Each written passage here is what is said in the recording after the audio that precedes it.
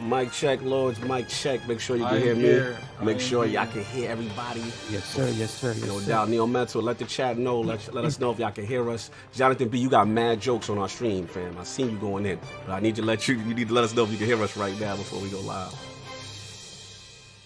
Everyone good? I would see Dizzy. I just want the chat to hear. All right, Big Keith. Thank you, Big Keith. Neo Mental, good. Yeah, that's everything what's up. sounds fine. All right, no doubt. We going live in a few.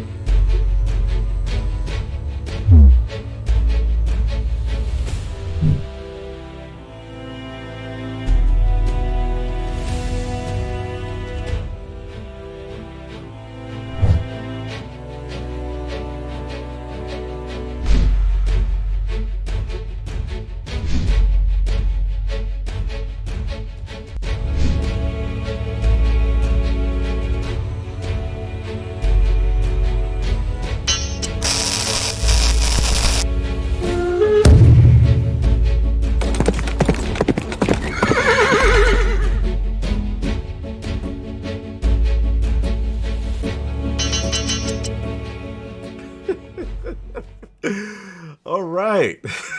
Hopefully, people can hear us and we can get this thing going. Oh my God. And we are live again. Happy Easter Sunday and welcome to the Iron Lords podcast and the lordsofgaming.net. Episode number 153. Bad Bit can hear us. I feel good. And it's another glorious Sunday. We're back at the round table on the Lord's Day. I'm extremely excited about our special guest. And we've got Final Fantasy VII Remake, PlayStation 5 DualSense, Cyberpunk Next Generation SKUs, and InsideXbox to discuss. So we're going to get right into it.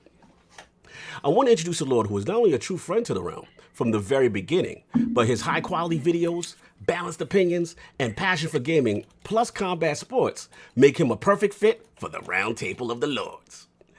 Introducing the creator and host of the Grounded Gamer YouTube channel and panelist of the RDX podcast, fellow 49er fan, fellow combat sports fan, and the Lord of the smoothest voice combined with the most hilarious skits you will ever see on YouTube.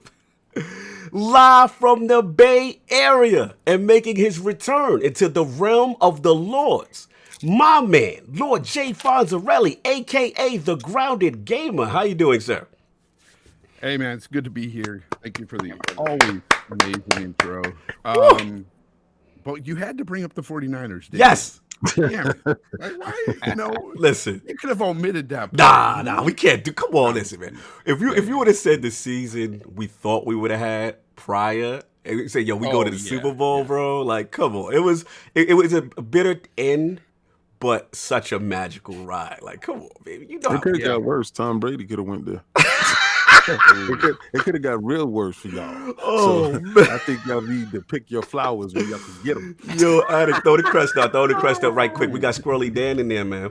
Shut. You got to read that one. Addict got to read that one. I ain't read that one. So we got a $2 super chat from Squirrely. Donation for the internet bill. I appreciate it, man. We'll definitely put it towards it. So we gonna help Addict. I can't help that a multi-billion-dollar corporation can't keep their stuff together. Yeah, Which, you know, man. in all fairness, you know, I'm sure that the traffic going on is probably quadruple what it's been in the past 3 or 4 years. Yeah, man. Addict, his area had an outage, so it was definitely not his fault. So don't come for my man Jonathan B. I see across you. the street was bootlegging stuff. Jonathan B. What's funny is he like coming at me when I'm the PG addict. Where are you when I'm the R-rated addict? Where are you? Dizzy, Like, I don't see you. Dizzy killing us, Fonz. He said Shanahan got what he deserved. Yo, you see the hate from Atlanta fans? They be hating, man. It's just Dizzy. So what's up, Fonz? What have you been playing, sir? Oh, you know, I've been playing that Final Fantasy VII Remake. That GOAT? It's been amazing, I gotta say. I mean, I'm sure we're gonna get into that whole Final Fantasy talk, and when we do, I've got some great things to say about it, but I've also got some bad. Yeah, I do too. Okay, fair enough. So coming for the GOAT. It's cool. And you already know we got the 4 horsemen of gaming here at the round table.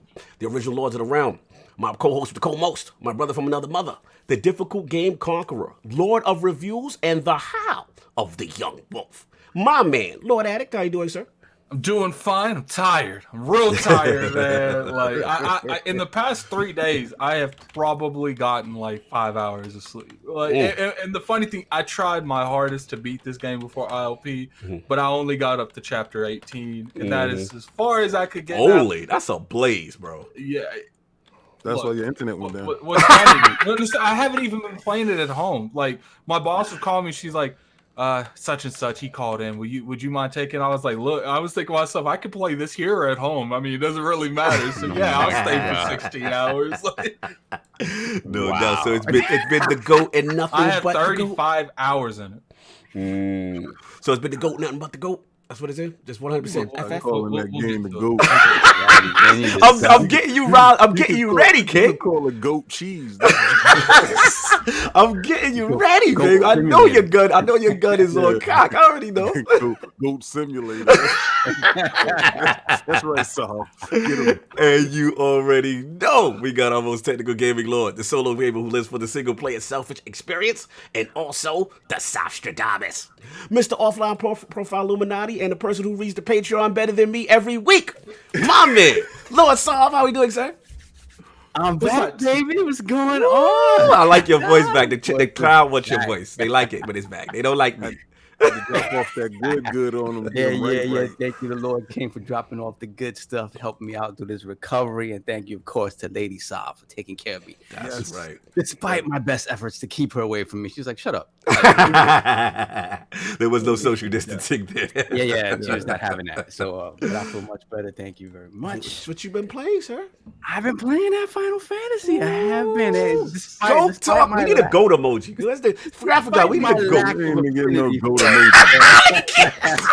gonna have to be quiet. Unless you go to Switch, I don't want to. Unless your Switch is fitting to blow up, I think you should be quiet. Yo, graphic gonna holler at us. We gonna need a goat emoji, man. I want that goat joint, the Barber King. Every time we mention Red Dead 2, we put up the goat emoji. Now you going too far. You going too far, son. I was with you. You know what? At least you knows what I'm talking about. Fonz knows about a full game. It's a full game. Sure, no half measure, no doubt. So it's been nothing but that Final Fantasy VII. Been that and Doom, man. Doom is kicking my ass. Ooh, language. Actually, let me go ahead and state right now. Shout out to Cat Daddy Fastix. Oh, that's right. I actually he donated it to the ILP, so I was the one that got it. I'm on like like I'm on Mars. I was been told like that's close to the end of the game. Like I love it. Yeah. I really do. I love it. I killed all. What happened? Did y'all hear this dude? First of all, he said he put 35 hours in Final Fantasy. Yes. That's why And he said he's close to Mars. My man, you're gonna have to step away from these videos. You taking this quarantine. That's why the internet.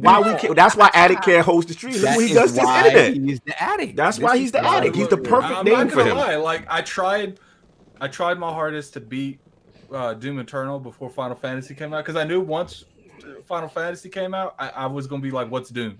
But I didn't, man. I even looked at. I only had like 3 missions left, but I was like, I can't. The fact that you got that far is ridiculous. The fact that he got any internet left is amazing. Nah, I did play Doom entirely at home because it's on my PC. Yeah, it is. It's probably the best first-person shooter I've ever played. No doubt, no doubt. So what else, Sov? It's been that. That's pretty much it. Like I said last week, I finished Jedi Fallen Order, so I went back in there just to clean up a couple of achievements and stuff like that. But beyond that, that's it. No doubt. And of course, we have the Incredible Hulk of this, aka the Excess Gamer. Ooh. The Lord of Combat Sports, King of the Statues, who demands nothing less than their premium experience, and is the leader of the Fraud Alert movement. Ooh. Beloved Lord King, how you doing, sir? Oh, I'm extremely tired. My behind got in today, and I said, you know what? You know what I'm gonna do? First of all, ain't no turn to beat around on that right there. He's knocked down the wall. He's not even on the motorized platform. If Wow.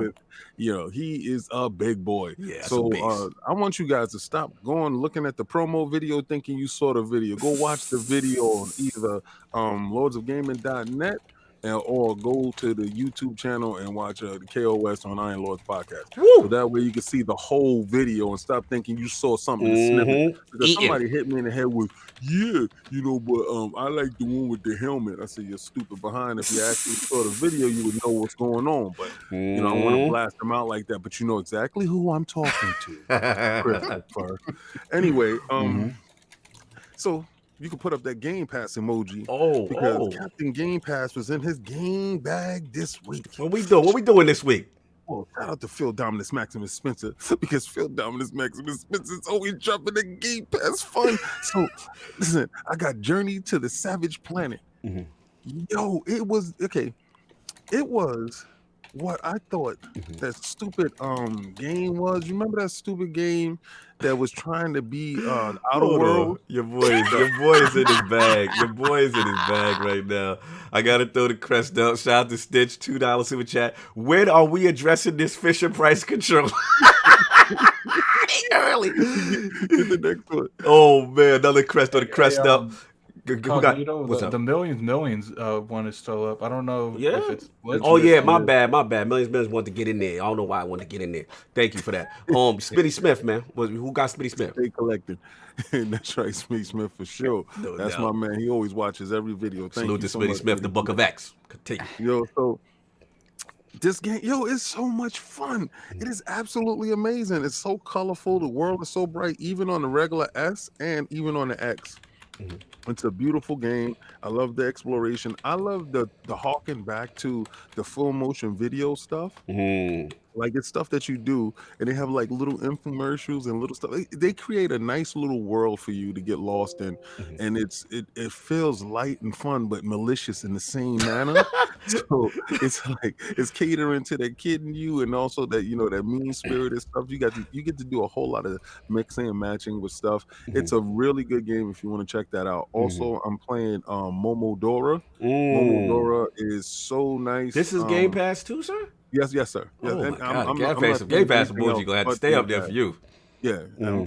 Nothing but Game Pass. Sorry. That's where I'm at with it. Because that's where my finances is. And in this quarantine time, I think everybody should be inside Game Pass and utilizing it to the best of their ability. Also, I wanted to address one thing. What we got? I don't hear y'all with that same energy because everybody was talking all that crap. Oh, the PlayStation Pro is beating the X in that the Resident Evil 3. Oh, yeah. And then boom, the patch came down and to the floor, and the patch then put the game head and shoulders above the inferior version. And I just really wanted to address that because nobody is in my timeline. I want to know where you Sony heads at, where your generals at, where your bosses at, because nobody is showing up in my timeline. I done beat y'all down so bad. So the film. Okay, get Fonz. You know what, King? When it comes down to that situation, a lot of these guys out there don't understand, and they'll never understand that better hardware will always be superior. They'll never understand that, no matter what. They just go along with these false narratives all the time, talking about how my game runs better on the Pro. Well, it comes down to optimization, and they don't care. They don't want to hear it. They want to tell you, you ain't a developer. You can't speak on it. They already paused busting guns early. And to that I say, bull, anyway, I can speak on it if I want. I mean, I'm a consumer, and if my product ain't as good as that other product on inferior hardware, well, I'm gonna be pissed off. Yo, Fonz is early with it, son. I was upset.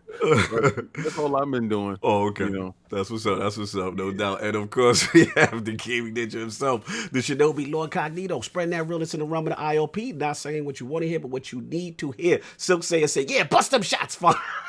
Yo, they out of control, man. Out of control. Yeah, for me, what has been, man? I mean, first of all, shout out to the Last Word podcast, my brother Ebon's best Destiny podcast you have not heard. We were talking it up, man. Had some good discussions. Yeah, Destiny's in a spooky place. We're not happy. We had to say some things. We had to get at some people. You know what I mean?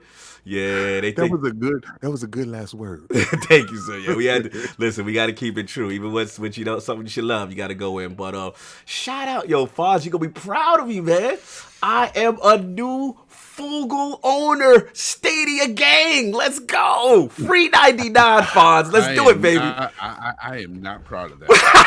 Where your Fugal at, baby? I wanted to address you.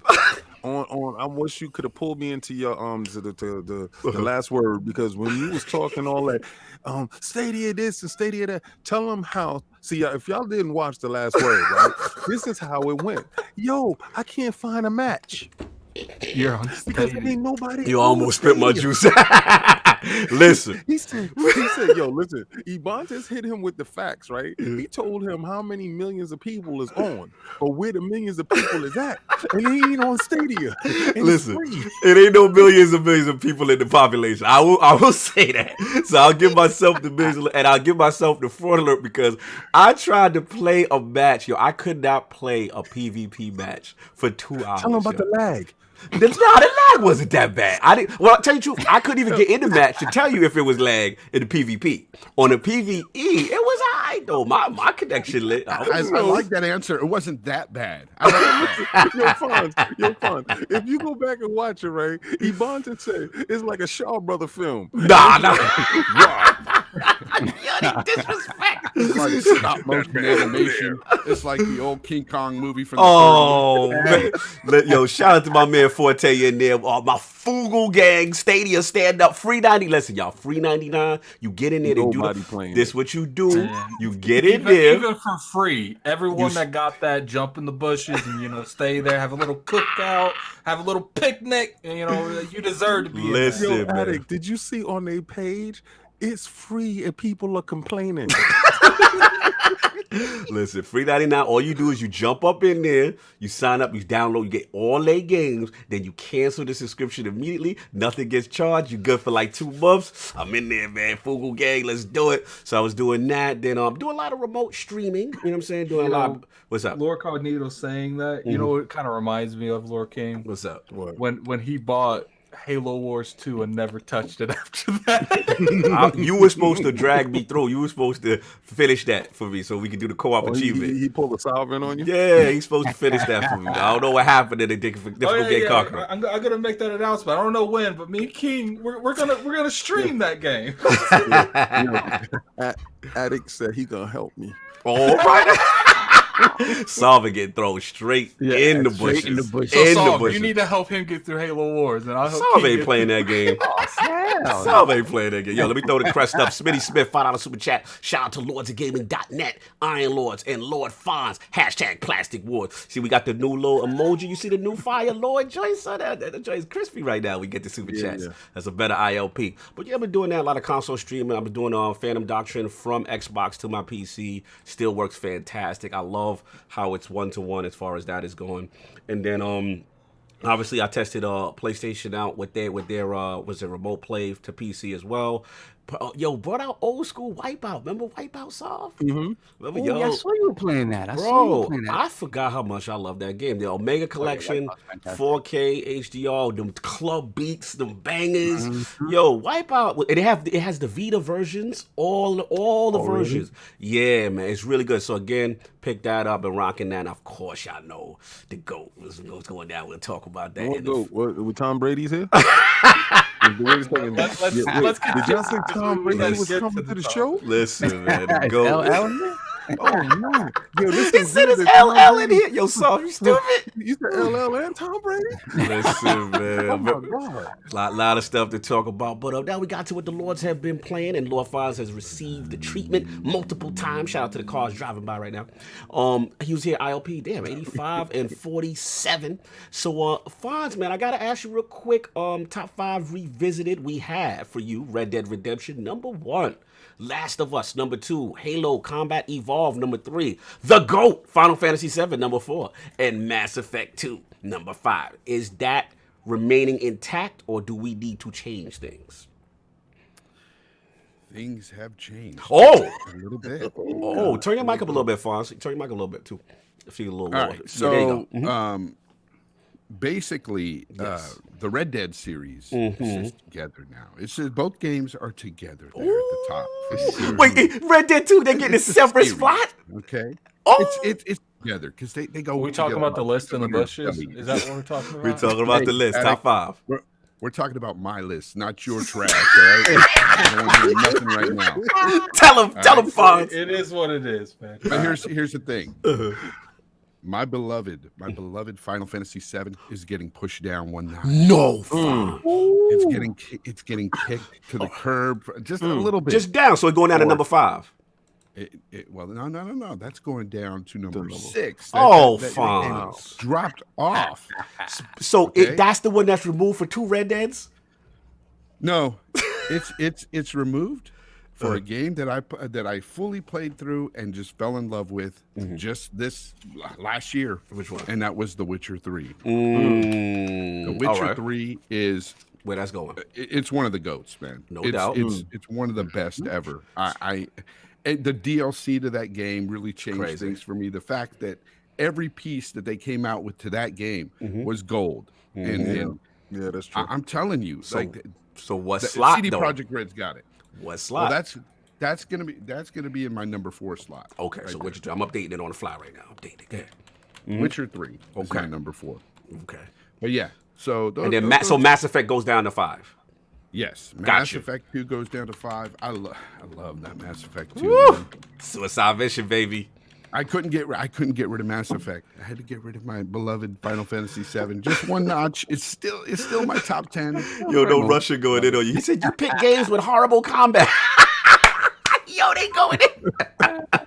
They don't like that Witcher. They don't like the combat in the Witcher. They don't Red like. Dead. I guess they don't like Red Dead. They don't like Mass Effect. I guess Mass Effect was amazing. Now, Talus is with you. He said he could get behind that list. He could do that. What's up, QW Vampire? What's going on, brother? No doubt. So, and then the new question, which you have missed, we just debuted this. Shout out to Lord Boom, who helped us out with this. This is a tough one, I think. All generations. Favorite console of all time. And why? Yeah, you're on the spot now. Gotcha. Because I've been since the Atari. You've been there. You like us. There's so many systems. I know. Every one except for the Neo Geo. I never owned that because that was just too expensive. Yeah, only King had that. He's the only person in the hood. Yeah, King's the only one that had that blood. Yeah. Yeah, that rich blood. blood. The only person that had that in the all New York area. Yes. I didn't know anybody with that. You got a lot of systems, man. You got. The thing is at the end of the day, the one that always comes to mind because I loved it so much. Everything from its form factor to its accessories to the games. Dreamcast. I knew you Dreamcast. I love Dreamcast. Salute. Dreamcast was just such a great console. And I'm sorry, to me, Sega just had so many good consoles that just failed, unfortunately. Shout out to Sega CD though, because that one was trash. I'm with you. Me and you share that Sega CD. Hey, because I'm like, this is just a glorified Genesis with music. Yeah. I remember I bought that thing, and I'm thinking, I'm gonna get these games. It's gonna be looking better. No, all I got was better sound. Better sound. I was like, nah, I wasn't following. King tried to get me on that hustle too. King and Saul tried to get me with that. I said no. That Sewer Shark Night Trap, that wasn't doing it for me. Yeah. The Tower of Power, when you put that together with the 32X. And then you stacked it all together. Yeah, but have fun. I wasn't making videos with Marky Mark. I wasn't doing none of that. You were Final Fantasy, the Final Fight CD. Yeah, it was fire. That was hot as hell. Yeah. It was fire. No, you know what though? I like Samurai Showdown on the 3DO that I had. Oh, classic. Street Fighter on there was kind of tough too. Controller was hard. Controller was horrible. So I was right. That controller was garbage. Opened it up till Mr. High opened it up. Oh yeah, it had some great games. But you had to unscrew your joint just to get the D-pad loose so you could get the 8-button directional. Mr. High said, "Yo, give me your controller. Yes, I got you." Yes. He brought it back the next day, and my Street Fighter was throwing Hadoukens all night. Shout out to Mr. High. You already know. Mr. High. But yeah, the Dreamcast with those VMUs. Remember those? Yes. And I mean, you could choose your playing. Yes. Madden was great for that because co-op was great. Yeah, because they couldn't see your screen. You could use the little VM. Yo, how did they lose? I know. How did that console that was so lose? ahead of it came out. It came out in a middle period right before everybody was anticipating PS2, and when PS2 came, it was like that was it. Yeah. It was online. Online first. Everything. Yeah, VMUs, an amazing launch, one of the best launch lineups ever. And a lot of people may not know this, but shout out to Microsoft. They're the ones that put that online. Yes, they had Windows CE as an OS, right? Yeah, it was amazing, man. Straight salute to Sega. First time we got true arcade perfection in the house. That's Soul Calibur solves. Better than what? Fire. Shout out to Wilhelm Scream in the building. Shout out to Squirrely Dan. He said Dreamcast controller blew up and almost electrocuted his friend back in the day. Salute. You know what I'm saying? Shout out to Mojo Blues. Good to see you, brother. He said it lost because of no DVD play. Yeah, that DVD was a big deal. Because remember, a lot of cats in the hood ain't had no DVD. You buy they had DVD-ROM. Remember it was a GD-ROM? Yes. Yeah, they had a Gangster Disciple ROM. Yo, you stupid. Facts, man. Salute to the G-Cat. It was something, man. It was something. Yeah, it really was. That's a good system choice. So let's do the poll. Last week's poll results are in. The people have spoken to the question.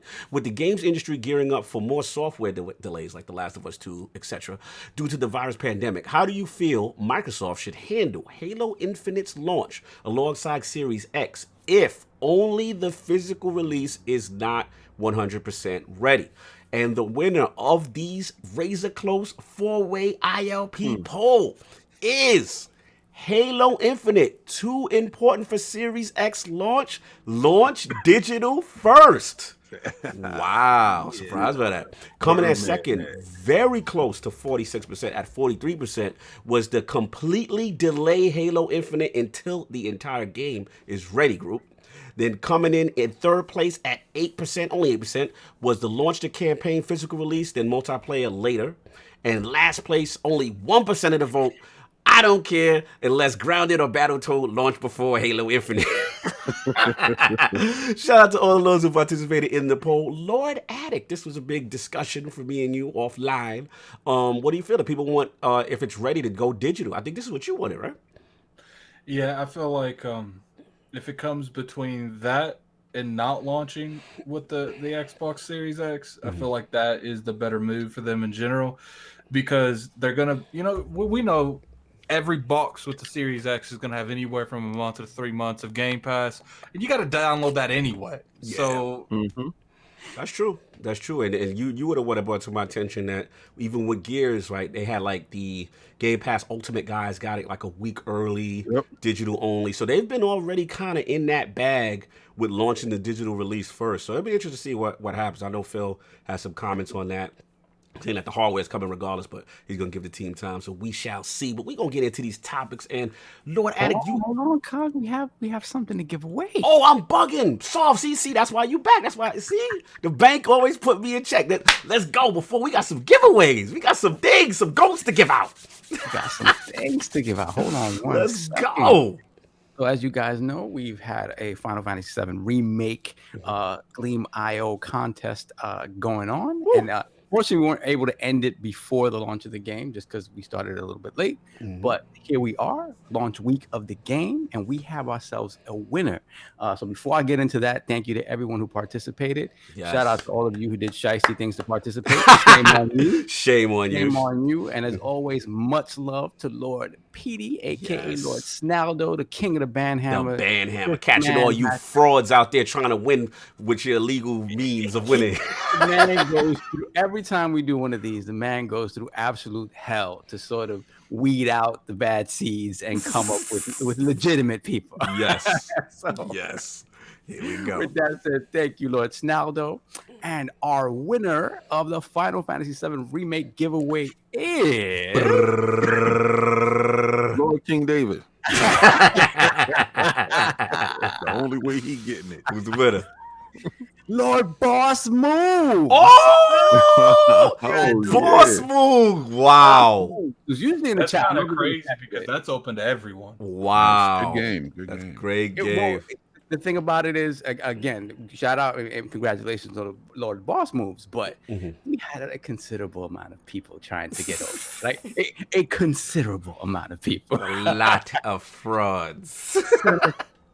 So it got weeded down to, I mean, and rightfully so, the people that are always there with us, following us. So I'm glad that somebody who's always there with us gets this. So Lord Boss Moves, I will hit you up with that code, or you let me know what you want to happen. But either way, I'll get at you in the DMs. No doubt. Salute Boss Moves with everybody participating, and don't fret, Lords. We will have another giveaway.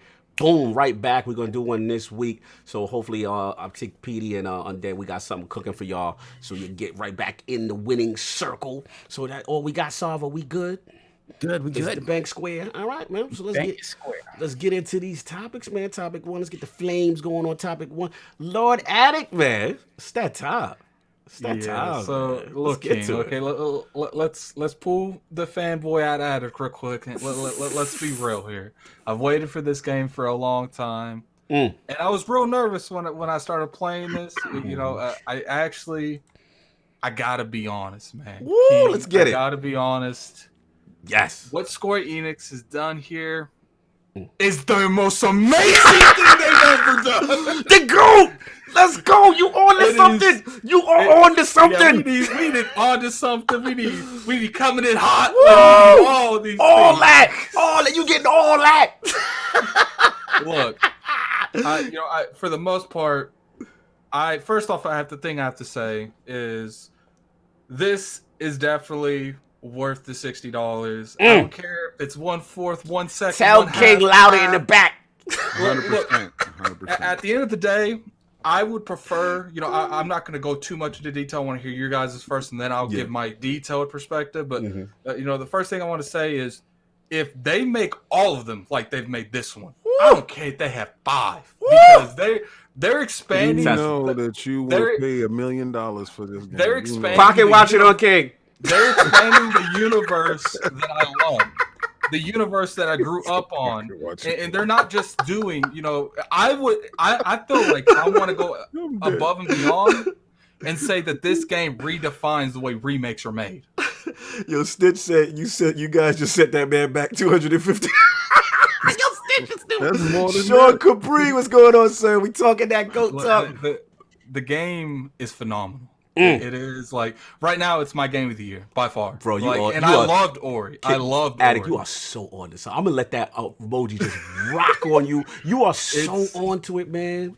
And for the people that, I understand, your thought process, this is 1/5 of the game, but all I'm saying is I'd rather this than them just give me a $60 exactly what I played in 1990. Fair. Because this is actually, there's new characters, there's new areas, there's new stuff that they put in the game that wasn't in the original. They've changed the story, they've changed, the perspective of people. It's not the same game by any means, stretch at all. Really. Yeah, it's we there is more.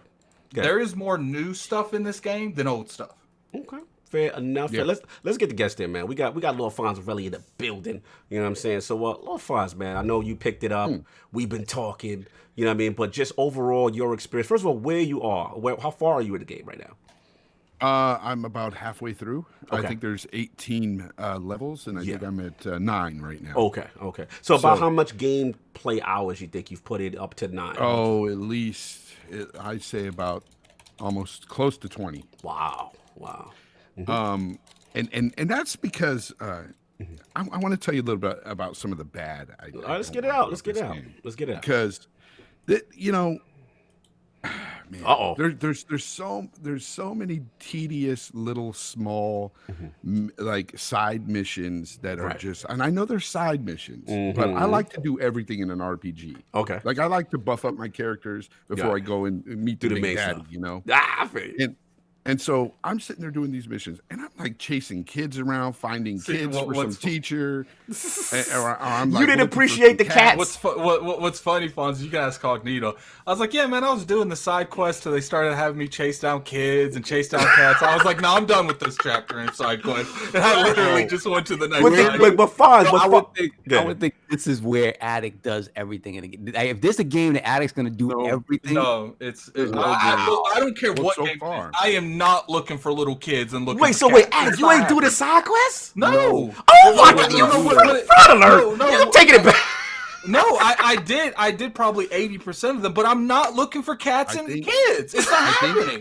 I think that's why where you and me differ on the whole phenomenal thing, because I've done literally everything you could do so far. Well, when you look at the little quest thing menu, because if you go to the map and press R1, like you can see all the things. There's only like no. They open up more. Like more side quests come up when you do all those side quests. More come up, and they're just that didn't bad. happen for me because they're just as bad, bro. Like I did chapter 14, chapter 14, all of them. I did all the 13. I didn't only do like 3 or 4 because I'm not fetch questing. I'm not someone's errand boy. Like it's not happening. But that is Final Fantasy. That is the kind of stuff you. Well, that's cool. But I'm not doing that. But the thing is like. I feel like, and this is the thing, like when I first started up the game, just to put some good out there, because I want you guys to know, I do love it, because when I first fired it up, I had so many nostalgic feels, I had some chills. When that music came that music, Fonz, was good. And then as soon as the first battle, when you're standing there, and I think the first time you were standing there with Tifa and that music came in, I was like, oh my God, this is like taking me back, right? Yes. Lots of feels, great battles. The combat. Let's talk about that combat system. The combat is great. The combat is that combination of live, action with that, the spells. You can kind of pause for a little bit, do the spells, do that sort of stuff. It works incredibly well. But again, I'm flowing through the story, and it's all great. Right. I'm going through, the whole beginning portion when you're going through the building and everything. Yes. You're setting off bombs, doing all that, and it feels so good. And then you go to the slums, and you're like, man, I feel it. I'm in the slums. Like this is like tedious work you got to do for all these people. That's right. And that's where it dragged down for me. And that's where so when it got to the slums, where it dragged for you. Yeah, and then I got past the 2 slum areas. I'm in the market area. And now it seems like I'm still doing more tedious work. And I'm like, when do we get back to the story and just like, get back to Fonz, we got to be fair. They don't expect you to do all the side quests if you don't want to. Like we have to. Hey, that's what I was about to say. In fairness, you making it seem like it's have to do it. Yeah, like it's side quests. Like you only have to do 1 or 2 before it opens up. Like but I feel like in a game like this, again, but that's just your style of gameplay. That's not. I haven't finished it. let's get his boss stuff. You know, and so no Russian says it in the chat. He said something about the frying pan mission, to fetch my frying pan in the Witcher 3. Yeah, that was one mission. Most of those side missions are awesome in the Witcher 3. Well, I'll give you the side missions in Final Fantasy. They're bad. They don't even really have good rewards. Right, but let me ask Fonz this. That's the extent of my you know. Nitpick. Other than that, the gameplay, the graphics, the music, everything. Yeah. Oh, and the main story, what you go through there is great. Everything that Attic said about all the characters, all the different missions and stuff that they've added are fantastic in that regard. Right. But I feel like they added all these slum missions to kind of bolster up that the hours you play in the game. All right, let me ask you this though. Before I give it this song, I hear where you're going with it. My question is though, isn't in the original Final Fantasy that section you may have been in there a total of like 10, 15 minutes, and then they give you in a whole open world section of this town that and then character development of people who were so inconsequential, you know what I'm saying, to now they like fully fleshed out character. You didn't appreciate none of that though? Yeah, well, I appreciate it, but the thing is like I don't appreciate getting to know these little kids and their, you know, and that's what I said. That's the only thing that I'll give you is the teacher stuff is ridiculous. Okay, Attic, did you do that? Did you do the quest with the teacher and the kids? Yeah. You finished that? Okay. Yeah. Did you meet that teacher again later on in the market? Yes. Okay. That's so disgusting. I'm not gonna put that out there, but I was laughing. Are you talking about her looking sketchy? Listen, man. Well, look, at the end of the day, it's like I said, like, you know, when it comes to particularly, let's take the second area. When you came in, you do the sector. Literally in the original game, Barrett hires you for a second job, gives you money, and you leave. That literally you're there for 15 minutes. Right. But you know, will I say some of the side quest stuff is tedious? It is. That's why I didn't do some of it. Right. They were like, look, man, these kids are missing. Go find them. No, that ain't for me, man. Literally, I was doing side quests. I was doing side quests in like chapter 34. I kid you not. I was doing side quests in Air's hometown. Yeah. And I talked to the chief. She's like, look for the kids for me. I looked at her. I was like, man, I'm gonna go over here and start the main quest. I ain't doing anything. You're savage. I'm not an errand boy. I'm not looking for little kids. You find your own kids, honey. I ain't doing it. Hold on, we gotta throw the crest up. Super chat, Pixel Bit G, $2 super chat. Side quests in Witcher 3 are damn near full stories. That is true. Now hold on, y'all. We got some royalty. We got Weapon Wheel royalty in the building, man. Lord BG, your mic good, baby? Yeah, what's up, y'all? Hear me? Yeah, I can hear you, man. Yo. So we gotta talk to you before I give it this all, man. I seen you putting that work in. Playing the GOAT. Now, what's good? What's your feeling, honestly, on Final Fantasy? How far are you? How far are you? And then, what's your feeling on that? I'm on chapter 14. There's 18 chapters. Okay. I think there is. I'm on chapter 17.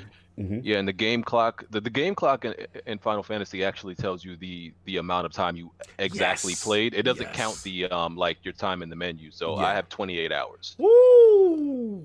That's what's up. I've literally played at least 7 hours a day since the game came out. Yeah. So this is beefy. This ain't no last time ever. Yeah. I can't tell you the last time I've ever done that. I haven't done it in years. I really haven't. Like I'll sit down, I'll play a game. Like Doom Eternal, I came home, played it for like 34 hours. You know, in a couple days. I'd sit down, play for an hour and a half. Like last night, I come home. I was like, man, I ate, I hooked it up, and then I turned around. I was like, it is 5 o'clock in the morning. I got to go to bed. So let's get to it. I wanted to watch your live stream because you were saying something about you had got the key code, and you know you gave out the shout out to Square Enix, but you couldn't do it until Thursday. And I think that Thursday I had something to do. I couldn't watch the live stream that day. So, but I definitely wanted to tune in to see it. But, you know, I don't normally do that. No but So let's get to it. Be like, tell me what's the feel, what's the vibes? Are you there with it? How are we feeling? Oh, this game's great. Listen, man, I'm low key, like a little bit even in trouble with my wife. Like Attic knows, Attic knows. Like he be hitting me up to do stuff, and I'm like, I don't know, man. The wife, you know what I'm saying? Because I have to balance how much time I spend with, you know, the wife and the game and everything like that. 7 hours for 4 days. Yeah, that's not BG. You on to something. I'm giving you the on to something, EG. We're not on good terms. Things are not on good terms. Final Fantasy getting me in trouble. It's like she in the other room, angry watching something right now. Murder going on. So why are you so addicted? Why can't you put it down? It's just so good, man. I mean, the combat is great. The content that they've added is not. I know people.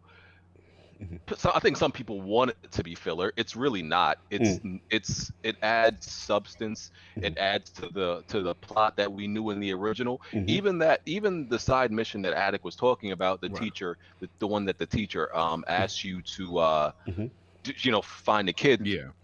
She says something at the end that adds to the plot, and I don't know.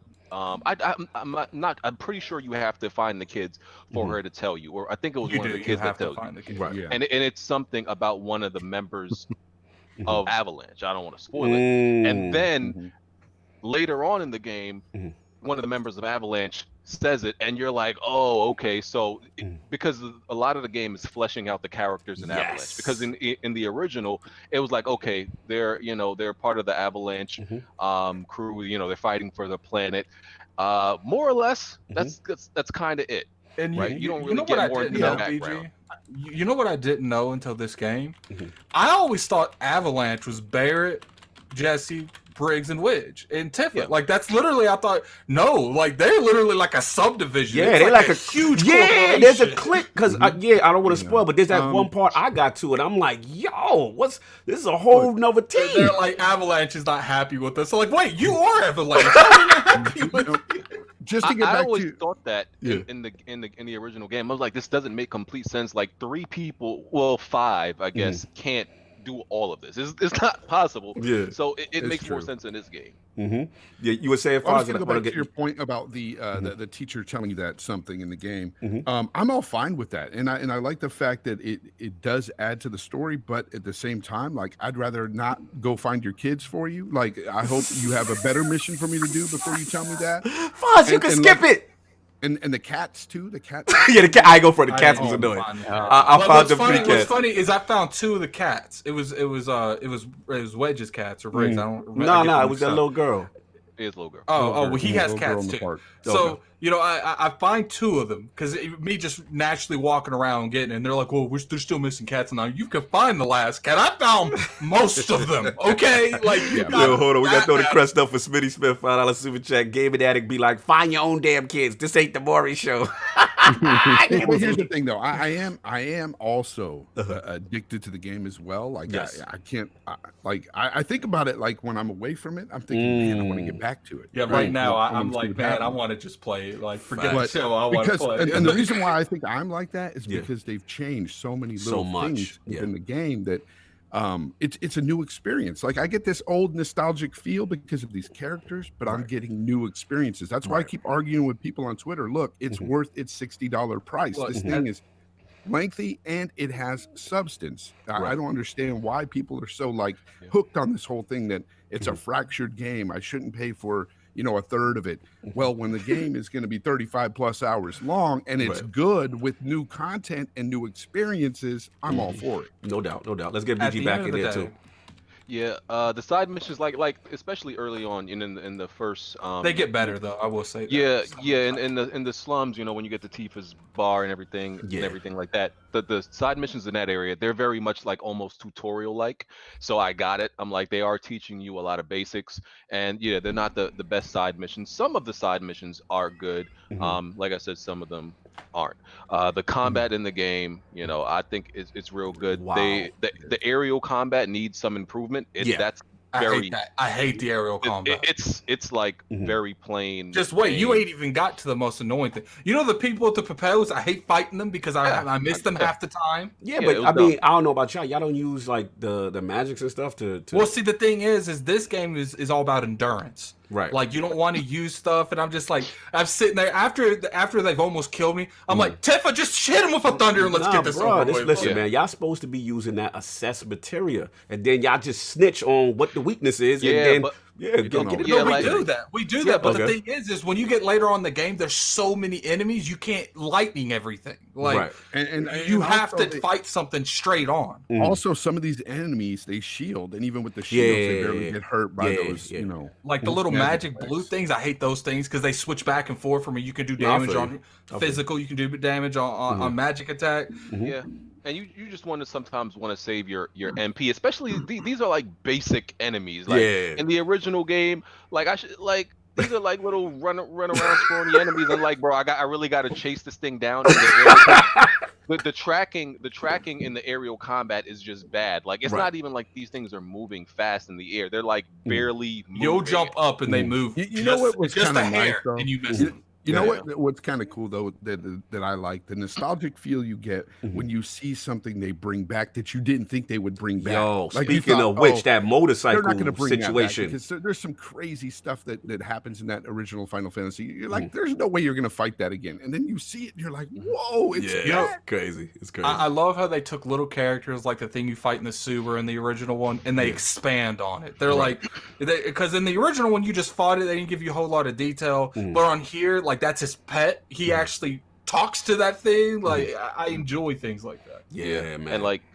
And like there's even parts where the game acknowledges parts that don't necessarily make sense. Like I don't know how to say it without spoilers. There's like like some of the bosses, and they're like, did you really fight that? Like how could you fight that? This thing doesn't this doesn't make sense to exist. So the game acknowledges that it does cloud itself. And it's like, as far as like people saying like the game is a ripoff or it isn't worth it, I'm like, it's complete nonsense. Like it is, if you're enjoying the content you play, how can you be ripped off? If you feel that you've gotten your money's worth for what the game was, you cannot be ripped off. It's no different from like, I enjoyed Resident Evil 3, but Resident Evil 3 Remake is a 6-hour game, right? And most people paid $45 to $60. Now, yes, it's a complete game, but and I'm not knocking anybody who paid 45 to 60. I did, right? And I don't feel ripped off. But and what about? But I don't think you can tell me that a game that I have 30 hours in already, and I haven't beaten it, and that's $60. But Resident Evil 3 Remake, just because it's quote unquote complete, makes it more worth it than a game that's 5 times longer than it? How does that make sense? Or how about when they tell you, look, we are going to have a whole series of a particular game. They've already announced that they're going to make several God of War games. Does it make it bad when that first one comes out and you buy it on the PS5? Well, I was absolutely pissed off because I didn't get to Asgard. So, that was funny. Like literally on the table. And don't show me something, and I paid for this game. Don't show me something that's in the goddamn game. What's funny, I want to get to Asgard. The funny thing is it's on the table. You could see it, but it's like Odin says no. Okay, we won't go there. It wasn't even Odin says no. It was Sony didn't have enough money to give you the rest of that game. My God! This is why Spider-Man was Game of the Year. I'm just saying they're continuing that story. So are you ripped off because you played God of War? I mean, the only difference. I felt ripped off. Yes, the only difference with Final Fantasy VII Remake is there is an existing copy of this game around. It's like I said, they could have easily have just up-resed everything and just gave us a one-for-one game. And in a world where I haven't played this, I would be okay with that. But now I'm hearing you guys, right? Hearing you guys, and all y'all blow vape. Here we go. We blowing smoke. And I'm hearing this. You know what made me, and you know what, and to be honest with you, BG, I don't even look at like people playing games. I'm not into that. But I said I was gonna watch your stream because you know they gave you the key code and stuff like that. And I've added you to some of my content creators that I watch, right? Because I don't watch a lot of people, but I try to get in as much people as I possibly can. No doubt. Out of respect, out of our craft. You understand? And so I'm hearing all of y'all talk about this. I'm not gonna front. It did move the needle because I was about to go get the game. Yes, right? yes. I was about to go. You wanted something? No. You on to it? Let's do it. Finish the job. Finish the job, King. King almost folded. We're good. We can end the podcast now. It's over. No. Let me explain why I didn't. Right? And because you didn't want to come here and seem like a pro. That's what it is. You know what? I don't care who calls me a daggone fraud. I don't give a damn about that. Let's go. That doesn't matter to me. What I'm hearing you guys talk about, you're having such great fun, right? Yes. And it's been 30 hours of this game, and that's magnificent. That's fantastic. I didn't finish Resident Evil 2 remake, right? So this is the reason why I didn't buy 3. Right. So 3 is gonna sit there until I finish. Right, because you can't justify. Yeah, exactly. I can't justify that, right? I feel that. But then this is the same thing where the fraudery comes in with me. All right, let's because get it. If I bought this remake of a game that in Resident Evil 2 that I said looks amazing, looks fantastic, and I see Final Fantasy. That's real. Now, I saw somebody put up a meme. I think it was PlayStation Bro. He put up a meme of the new Cloud holding the old Cloud. Yes, with the hand. Yes. And he was walking with him. Yes. And I said, you clown. You sat here and remember when they first showed you the trailer before when we first got our PlayStations before and we saw the silicon graphics and we was like, oh my God, if it ever looked like that. Well, it looks like that now. Yes. So this is the hypocrite within myself because I remember me saying, damn, man, if it only ever looked like that. And then I got these little polygons against some with the big hands, the big wrists. They had the Rob Liefeld wrists. So I'm like, you know what? This is where the fraud comes in, and I have to go get this game. I'm gonna go get this game at some point in time. King's coming in hot. And I gotta finish this Resident Evil because these are games that formulated my generation. These actual games are games that actually, these new guys that are walking into this world, these new guys that are actually playing the Resident Evil. Let's say they never played the first That's one. the biggest thing I think people keep forgetting. Sure, the hardcore us has been around, especially you guys been around for like 10, 15 years longer than me. Yeah. We know that there's an original. But people like my brother, the people they don't even know. They have no idea. But King, here's the good part. For the first time. Here's the good part you're gonna like, King. And I talked about this with Attic offline, is that it's really not it's an adaptation. It's not a one-to-one. Yeah, because you're gonna get there's people that don't exist that's in the game that I'm like, I had to hit Attica. I'm like, fam, did we fight this character? Is this character? And he's like, yo, that character didn't even exist. I've heard that, and that's my whole reason. My whole reason was younger me, looking at that meme. It just took that one meme to see it, and say, I need to wake up. Yeah, I'm standing on a soapbox that really doesn't exist. Bro, you put me onto Final Fantasy VII. Like you bought the Japanese version first, and that made people like me who weren't into. I'm gonna keep it real. I was JRPG fraud and prior. Maybe I play Phantasy Star here and there. Maybe I play stuff like that. But that game, the reason why I know y'all like, yo, he on this GOAT talk. But you gotta understand, that's what made people buy JRPGs. Yeah. That game opened the door up to say, okay, let me look at 6, let me look at 3, let me look at all these other JRPGs. That's the importance of Final Fantasy that people have to respect. And if it wasn't for you, King, who had the Japanese version, and I'm like, all right, let me see what this is. And I got fooled. I thought it was an action game, right? I was like, oh, this is some regular action adventure game. And then I'm like, oh, this is some quest turn-based. But yo, it's kind of fire. I'm kind of getting into this. And then I heard that I can put it to turn-based. Yes. The biggest But to be honest, King, you don't even want to do that. Let me tell you, King, I got to jump it because you know me. That turn-based pretty often. I am a traditionalist with the old school stuff. So when they was talking about this new battle system, I'm like, I don't know. So I said, let me just try to see what it is. Yo, King, it is the most fire switching abilities on the fly, going from each character. Then each character has its own different things they could use in different situations and long distance and short. I'm telling you, man, that new battle system is fire. And then you can switch, and then it has a little bit of pause. It goes into slow motion while you're thinking about your next move. It is really tremendous. That has saved my life because it's tremendous. You can ask BG. Some of these enemies, they strategically put them together to give you a headache. Oh, hold on. Slow-mo, I got to ask BG this and I'm going to give it this off. Slow-mo says, game of the year. It's my game of the year right now. Whoa! But I haven't played other games that's coming out. You know, I know Cyberpunk's coming out. Last of Us 2 is coming out. But all I'm saying is the bar has been set high. Everybody So far it is for me too. Wait, after all that talk, Fonz? Everybody don't say They just don't like the Ghost side of Tsushima. quests. Okay. You know, I I feel- mean, there's other games that's coming out this year, and I'm not so quick to jump into this whole get goat and all this other stuff. about my goat. I So- mean, come November, December, that's when we can ball it down to what's good. Yeah. Because No Halo question. Infinite didn't launch yet. Ooh! And y'all dudes is I doing a think whole that- lot of We doing too hyperbole. much?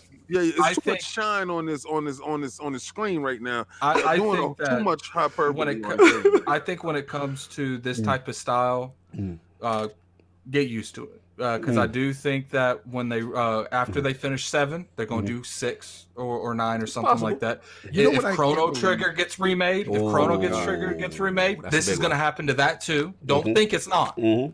Well, we're gonna Because wait for the 40 years, difference so is- you'll be 90 years old by the time you get Oh, I know, but like the difference is this type of gameplay back then is almost impossible to bring it to this time frame. I mean, think about the open world by itself. Think about when you look at Midgar in the old game and all the unnecessary, like, what are you supposed to do with all that stuff? You I'm have just to make a game I'm like just this. happy that you guys are having fun. Mm. You know, because at See, this I point have to in time, respect King 30 because I got he respect, can, King. He can like that we're enjoying it without dogging Without the fact dogging it. that we're Let me- enjoying let me- it. your 30 hours in this quarantine state. 30 Look at hours. it. Look at that! I gotta throw the quarantine. no, Now, if it wasn't for the quarantine, we wouldn't be doing this. Not being able to leave your home. Let me tell you something. 30 hours to make you forget about what's going on Oh yeah, right facts. now. Facts. That's definitely needed. And I have not heard not one person that has purchased the game or tried the game said anything bad about the game. Facts. So who am I to say, oh, you don't do that. You better wait. No, you spend your money how you want. You want to spend it. No pocket watch, no doubt, no doubt.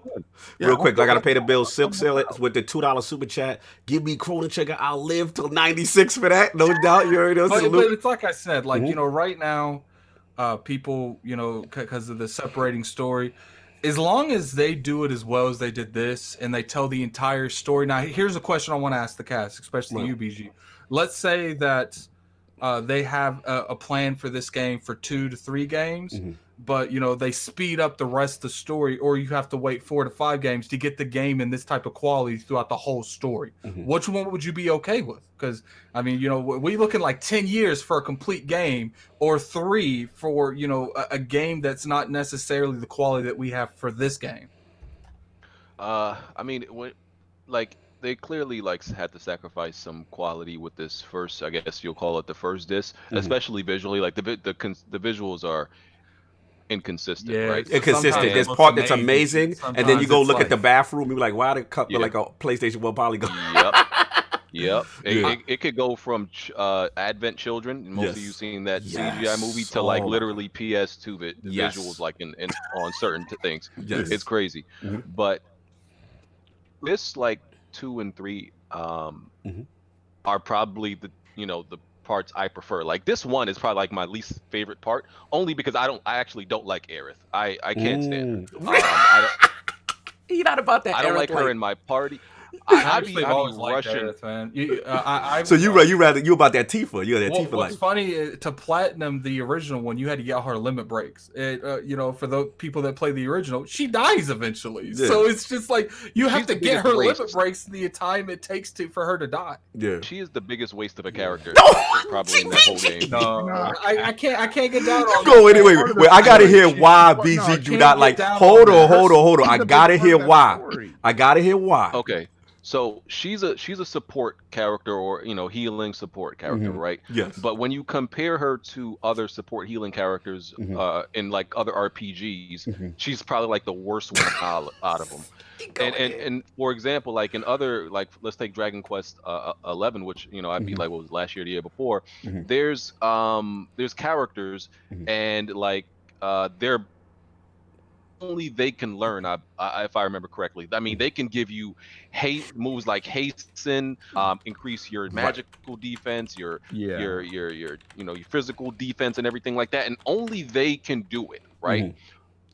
With Aerith, she's a healing character, but you have that everybody else can do what she can do. So why is she there? I got you. But she does it better. But her limit here's break the is Let crazy. Fonz get off. Let Fonz get I off. gotta say, I gotta say, you're right about the combat scenario. She sucks during combat. I'd rather have 2 other people. You're right. You're 100% right. Slander. But she's a major part of the storyline. Like it makes like no, but sense. he's saying Fonz. Story's fine. I'm talking about battle. He's talking about her as a character. Battles. She's trash. Throw her in the bush. Yeah. I have to disagree. Get at it. Good. And then we got to get Solve after you. When is Solve getting I know we go because Attic going in. He going in. I know. Solve, Let Attic go with why he likes Aerith, and then I'll give it to Solve. I like Aerith. You know, she's one of the characters. I've used her in the other ones. Like the only character I've really never used like consistently in all the Final Fantasy VII plays is Barret and Tifa. Really? And what's funny is in this game, Barret is my strongest character. Barret's like my strongest joint. Fam, I got a lot of set up with him that is serious. I like Aerith because she's really helpful with the stagger bar. And her limit break, that thing has saved me in the most crazy scenarios because she heals everyone. Yo, the chat is saying Tifa over Aerith though. Oh yeah. Tifa's beast. Like when you level Tifa up, she's fast. She cannot she's be hit. mad fast. All right, Solve, we done interrupted you many times. You have picked up that greatness, that goatness. I need to know how you feeling. I'm gonna admit, I wanted to hate from the beginning. Straight up. I wanted to hate because to me, you know, all this goat talk. Antagonize you. I'm that dude that played the older ones first. No right? doubt. So I'm a 6. To me, Sephiroth can't hold a candle to Kefka. To me. Okay, fair enough. You on your 6 slander. Continue. He's the only person I let people attack Sephiroth. Continue your slander. Keith is the only person that can stand up to him. Exactly. And for me, it's just I just feel it's story-wise, it's a better game. Right. I respect it. I was there day and date. No doubt. You played both. I played it. I liked it. I didn't love it. But I understand its importance in the entire scheme of video games. You respect that, damn it. Continue. So, I went into this 1-8. And when I started playing, one thing that I fell in love with immediately. Let's go. Was the fact millions is up again, Cognito. It's not up on my Never side. mind. Yeah, continue. The fact that it took that world, right? And it took moments that were minuscule in the original game and expanded upon it. That's what I always want to see. I want to see worlds explored completely. Yes. From every level of society, like the way they've done it, they've opened up the entire world. And for me, that makes me care about the characters more, about the world more in a way that I didn't care about the original. Let me stop you 1 second. What you just said, you know when it hit me? Or you really onto something? When you go to the slums, I know Fonz didn't like the slums, but why I loved it is I had no idea they was underneath Midgard. So I looked up and I saw the backdrop and I saw it and I'm like, yo, they really in the hood underneath. Just wait till you get. I'm sure BG's seen it when they drop one of the plates. Like tell them how crazy that place and looks. I felt bad, Solve. When we did the initial mission, I was like, yo, we terrorists. We out here. We straight up terrorists. We hurt mad families, son. They didn't really explain that in the original one. You went through there, it made it seem like you were. It made it seem like you were the good guy. Yeah, it made it seem like we were the good guys in the first joint. Looking around was like, yeah, we did some crazy stuff we shouldn't have done. I think we're going too far into telling the game, though. All right, my bad. My bad. When people start yelling out plates falling and stuff like that. My bad. Saul was on to something. Continue, Saul. My bad. That to me, that's what I was afraid of, right? I was like, if they don't do this to this game, if they don't take it all the way and be like, look, we're gonna give you this entire world, we're gonna make you care about this world, if we're gonna make you buy this 3, 4, whatever, 5, how many to finish the story, I want to, by the end of it, care about these characters and care about this world in a way that I've never cared about any Final Fantasy game before. And Addict, I don't want to see anything else but this. Woo! This level of it is absolutely bananas. So the things that I don't like, right? The voice acting is up and down for me. I'm with you. I'm with you. I'm with you. Barrett's That's my negative. Yeah. Barrett. I think Barrett's is great. I like Barrett. I actually have issue with Cloud awkwardness, but continue. The cloud he was like that in the real game. The cloud awkwardness works for me sometimes because when he says something funny and he has just a straight face on, like when there's the other part when Wedge gets hurt a little bit, and then he looks straight up at him. He's like, "I'm sorry about your blank," and he says it with such a straight face. I burst out laughing. See, in this, it makes more sense why he's like that because Cloud, like, he actually has mental issues. Like, the writing itself, I think it's lost in translation as well. Like, I agree. I think some of the writing, I will say, doesn't. Yeah, lost in translation doesn't necessarily all the way.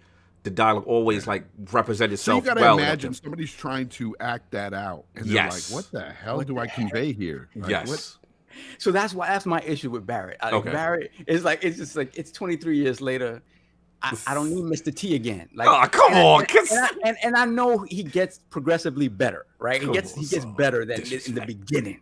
I don't need that again. So that aside, though, my biggest gripe with the funny thing is, I think Barrett was the highlight of the whole game. I love Barrett. I get it. My thing is my general bias with JRPGs. I'm kind of over them, right? Okay. So anything that involves like tedious grind and like Addict said, you don't have to do it. Right. But then when you compare it to The Witcher, that's my That's your bar. That's my bar. That's especially for creating a world that you're invested in all the way around. Because, dude, this side quest, the side missions definitely need to be improved. That wrap around to the main game. Just little side quests that you may not ever find in The Witcher could wrap around overall to the main story arc. So, if there's anything I want them to continue to improve with this formula, is that. And I don't know that it's going to happen because it's still at its heart a JRPG. Right. But Can I add to that side mission issue? Because I just thought about something. Because in the original game, you know, you're able to, if you don't do certain things, you won't even get certain characters in your party. All right. So if you're not doing some of these side missions in the future, you may want to rethink that because you may miss out on getting a character. Right. So I'm questioning if they'll ever, because it's clearly that they wanted to make this game more accessible, right? Because there's even parts where if you're about to leave an area, there was like one part where Barrett reminds you, "Hey, don't you want to go get that material?" Like that. There's a couple times like that. So I'm questioning on the future disc if they'll like make it optional. Though I feel like they're probably going to try to lead the player very much to get all the characters. Right. Okay. Fair enough. Okay, so I'll let you finish. Yeah, I think they will do. They'll make it so that it's linear enough where it will take you down that path that gets you everything and everyone. And that's my kind of, again, that's my me beef with JRPGs as opposed to Western RPGs. I think the Western RPG, like even when you look at things like you know, isometric, like when you look at the Baldur's Gate games, like you can literally do anything in those games, like anything you can think of, you can probably do. And I know that's not a JRPG thing. JRPGs are generally more linear and grindy. I'm just sort of over it. But that said, everything else about the game is driving me forward. But you know, I went over the positives. Let me go over a couple of the negatives because this game does have negatives. Cognito tries to talk me off the wall, but it's not gonna happen. It's just not. I know that they announced this early. I still don't like the fact that Red 13's not in your party. I think that's whack. They told you he wasn't going to be in the game. It doesn't matter. They could tell me 3 years ago. I'm still not going to like it. That's a good character. And you know, it is what it is. I'm not going to be able to play with him to the next game, but I still don't like the fact that I couldn't play with him this game. But that's besides the fact. But you know, another big thing that I really like about it is the fact that, you know, some of the dialogue can be cheesy at times. But the character development here is so much more than it was in the first. And like Jesse was trying so hard that I was rooting for. Shout out to Jesse. Shooting a shot. There's a lot of shot shooting in this game. You're really going too far. Like coming from a perspective of not playing, you know, I mean, this game has been out for I don't know how many days right now. I'm trying to let you to purchase today. That's how to purchase, brother. First of all, with PlayStation, I gotta buy physical. I don't trust the game. Oh my! I don't trust them. I don't trust them. I'm just gonna keep that real. You know, you're giving your money over that network. No, I'm going to purchase straight out. Okay, we'll stay away from. We'll stay away from that. We'll stay away because I don't agree with the plate falling thing because that was in the original one. If you didn't play game 20 years ago, but I will stay away from stuff that happens in this game. I don't like the summon system. I understand why they did it. I still don't like the summon system. Okay, we're not going to do that, but continue. I was about to say that. Well, I don't know if it's the same part. I don't like that. Okay, everything in the game, to do anything in battle, you needed an ATB bar, right? Okay. Yeah. I think items shouldn't count on that. I agree. Items shouldn't count. I'm with you on that. That's what I thought. Okay, items, special move, everything you need an ATB for. Yeah, I get my ATB bar. I get my first summon. To do a special move on a summon that you already summoned, I got to use an ATB bar. Yeah, that's whack. I'm with you. You're right, BG. You're right. I give you that. Man. But I will say this. Can I counter though? Can I counter? Y'all making good points. Y'all right. That shouldn't be that way. The only thing I will say though, and I don't know if Fonz is with me on this, I feel that, let's be real, if they made it 1-to-1 Final Fantasy VII, you be fighting snails and throw up Leviathan at any time. You know what I'm saying? So it loses the flavor. Like, to me, when I'm in an epic battle in this, it builds the tension. So now I'm like, yo, I need my most powerful thing. Now, is it a better way it could be implemented? Yes. But I feel when I throw Ifrit down in the middle of a hard battle, it is such a satisfying feeling now to get to something. That's all I'm saying. But I hear where y'all are going. beautiful. The summons are outstanding. Let's be real. We all know why they did it. It's a casual market thing. Like, they literally, because every time you do a hard fight, they're like, yo, you getting beat. We got this summon for you. Like, I don't like the fact, and I understand, like, just because I don't like this stuff, I understand why they implemented it. It's your nitpicks. But I still don't like it. Okay. I don't like the fact that they took all material out the game. I know that they replaced it with something else, but I felt like the all material was so relevant to the franchise that I don't care what just changing the name alone is upsetting. Really? I get why they did it though. It's called Magnet or something magnetistic. They got mad new material like in the game that didn't even exist. But the like Lord BG, is the all material not the crown jewel of material in the original one? Oh yeah, absolutely. People used to go like through crazy extents to get that, and apply it to everything they had. Yeah. Well, in the original, couldn't you hold on to your limits and everything in the original? Yeah, I believe so. Yeah, I agree. I didn't like that the ATB bar resets every single encounter. Yeah. That's why you gotta have that ATB bar material. You gotta put that material that makes your bar go up halfway before the fight starts. Sometimes I'll be I'll be almost dead, and I'll be sitting there like one character running around like, man, I gotta go in on this dude with 30 HP just to get one so I can heal myself. Like, I get that. And the last thing that I nitpicked on it is I understand why they did this, and what they did with it is phenomenal, so I'm forgiving it. But it's coming from a JRPG fan. I don't like the selection of weapons in the game. Like, I love what they did with the weapon system.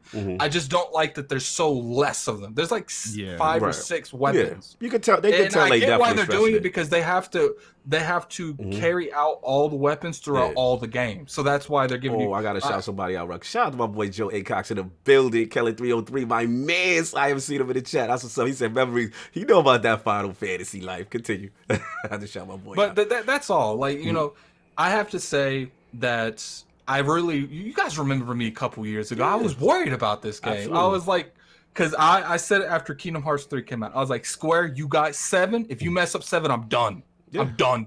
Absolutely. I love how different and varied the boss fights are too. Yes. How you have to come at them at certain ways, different ways. You can't just fight everything the same way. This game is one of those things that it's like, if you don't take the weakness to some of these people, like the Ghost, you're gonna get raw. Oh, you're gonna get wrecked. Let me jump in real quick and then we move on. Here's the thing, like, y'all know, it's like Fonz said, like, Final Fantasy VII, that's my Mona Lisa. Like, that's my joint. You know what I'm saying? So when you hear they remaking it, I'm like, fam, it might be cash grabbing. Like, what y'all doing? So once we got that demo, I was like, okay. This is different. This is something special happening. I didn't think they'd be able to do it. And just like I said, I'm like maybe chapter 8 right now, whatever it is. And it's just been absolutely spectacular. Each part getting to each story, each character development, the excitement, the music, the combat systems, absolutely amazing. I mean, it is truly, they're doing it. You know what I'm saying? Now, yes, we have some nitpicks. Is everything perfect? No. But to all y'all Final Fantasy VI dudes. There's way more positives. Let me explain something to y'all, right? Y'all can say all that other stuff, all that. I get it, but you gotta understand, if it wasn't for the GOAT, the mainstream, the dude bros, the jocks, nobody in the hood wasn't gonna play no JRPGs until this came. That's why it's the GOAT. That is literally it. Like, it mainstreamed something that wasn't cool. JRPGs was not cool. That's the facts, Dizzy, Slow, Porsche Power. You know, so I'm coming at y'all. Your beloved 6. Yeah, listen, I get it. 6 is for y'all, but it's no 7, there's no 6. No one's even paying y'all no mind. So I've said this from day one. If 6 was considered better by Square, it would have made that first. They would have made that one first. Exactly. Let's talk business. They know what the business is. You know what I'm saying? But anyway, enough bloviating and talking about talk. My question I gotta ask though, and I gotta ask seriously, because I have come on this show, I have made statements. I ain't gonna front, so I made a strong statement. Remakes cannot win Game of the Year. I've stood on this square. And I ain't gonna lie, this is the first time I'm looking shaky. This game, man, I hit up Attic, I'm like, man, this is... I said the same thing. I was like, man... let me ask you guys. So let me bring it to them. Let me bring it to them, though. Can a part of a game win Game of the Year? I gotta bring it to Fonz, BG, Saul. What's up, y'all? Talk to me. Yeah, why not, man? Like, at the end of the day, it's like I said, it's new experiences within this old shell of a game. Like, this is not the same Final Fantasy VII. It's got the same characters. It's got more characters. It's got more story. It's got more development here. It's just a brand new experience. I can't see anybody saying that it couldn't. Yo, Stitch going in. He's sick. We've got to see at the end of the day, like what's going to happen. You know, I got to see what else comes. We got to see what happens. Shout out to Stitch with the $5 super chat. King, this Final Fantasy VII is good and all, but that Warzone drug is delicious. It's delicious, baby. I salute this thing. All right, I got a BG. Part of a game. Can this win Game of the Year? Yeah, I mean, it's. I will say it does get a little weird when you get to the future parts, and okay, you're gonna have part 2 and 3 being nominated for Game of the Year. It's just gonna look weird. That's what I'm saying. What if all of them are so good? You have like this game get it I'm every not year. Against it. I'm not against it. If a part of a game wins Game of the Year, that just means other games need to step up. Part of a game is making y'all look bad. Yo, you stupid BG, you stupid. That's what it means. But, oh my gosh. Yo, I appreciate y'all having me on here. I gotta get out. Go do your thing. Yo, appreciate you, brother. Do your thing, man. Save the marriage. Right. Save the marriage, my bro. Oh yeah. Oh, you already know. You already know. I can't wait for that second and third part, man. Well, in 10 years. In 2040 when we get the end of the. No. That's when we get in the Xbox Series Pro.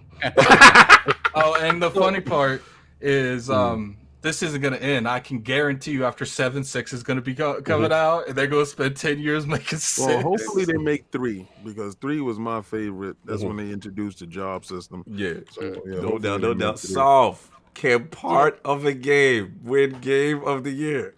Oh yeah, I'm not opposed to it at all, but I don't think it's gonna do it. Yeah, because I'm gonna be honest. I have not played Cyberpunk. That's my game. That's my game. But I'm gonna tell you this: everything that they've shown that game to be, and the level of interaction and detail in the world, and the side quests and everything about that world, and again, for me, like that's what I look for. I don't know that in that regard it's gonna hold a candle to it, but. But I'm not opposed to it at all. They could do the thing with it that they did with Lord of the Rings, where they just waited to Return of the King to give it the the picture of the year, right? Best picture. Yeah. But I don't have an issue with it at all. And I heard this one ends in a way that makes it feel like a game unto itself, a complete game unto itself. That's why I got to see the ending. So, Attic, you reserve a judgment until you see the ending, right? No, I think any game can get Game of the Year. It doesn't matter what it is. I personally feel like remakes have a little bit more of a mountain to climb. The only games that I could see, it's like I said last year, I don't personally think remakes should get it. but I still have that stance, but I do want to adjust it a little bit. Like, if the game is good enough, it can get it. Like Resident Evil 2, it was a phenomenal game. It was a huge difference from the first one, so it deserved the nomination. Final Fantasy 7, same thing. It's not the same game, but I don't know if it'll win it. Okay.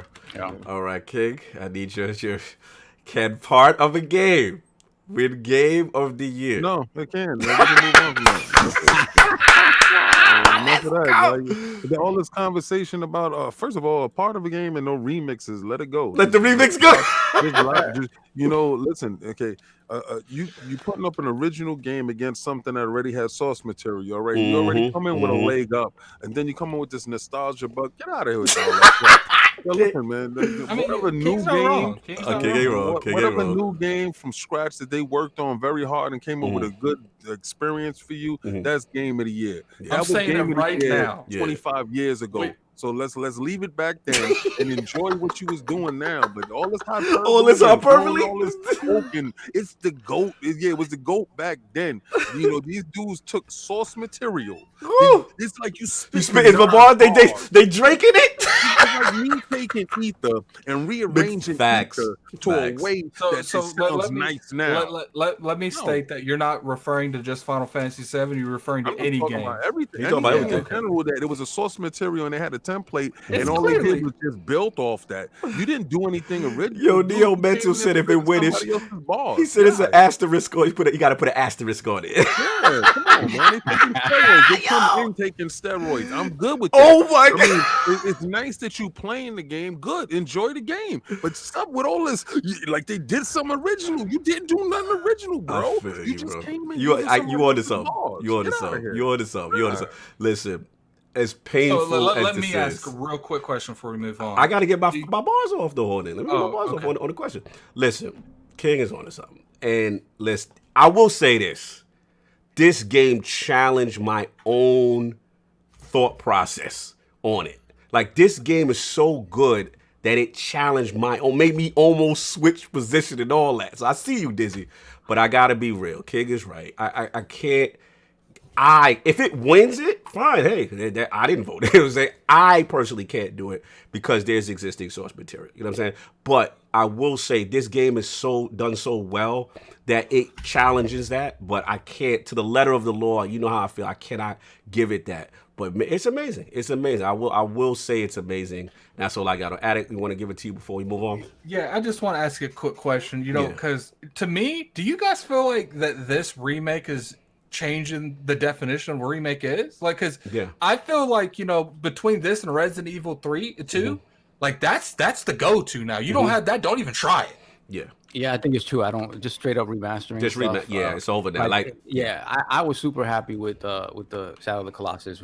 They call that a remake. I would consider that a remake too. Right. But the thing is, the game is it's the same thing. Just the assets are completely different. Right. But it is the exact So would you same consider that now a remaster and this like a remake? Oh man, this is okay. Those are what y'all playing. These games are remakes. They're retelling of the story. Right. Remasters is just up-resing it, and and we're gonna get a ton of those this next generation. I'm telling you now, like you're gonna see a ton of that stuff popping up. It's not over.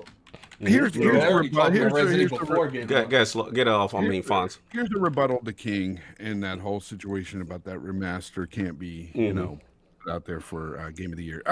You got to look at it as this.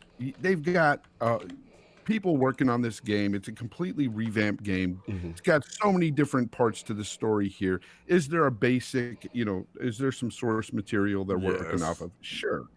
But there is a lot they've added into it. Blood, sweat, and tears were put into this game. No one's discounting that. Yeah, absolutely. And if you look at anywhere else in the industry, hell, remakes of movies have been nominated for Movie of the Year. They've won Movie of the Year. It's happened before. So, I mean, I don't see where there's any difference in this medium. It's if it's a great game, nonetheless, if it's fantastic, it could win Game of the Year.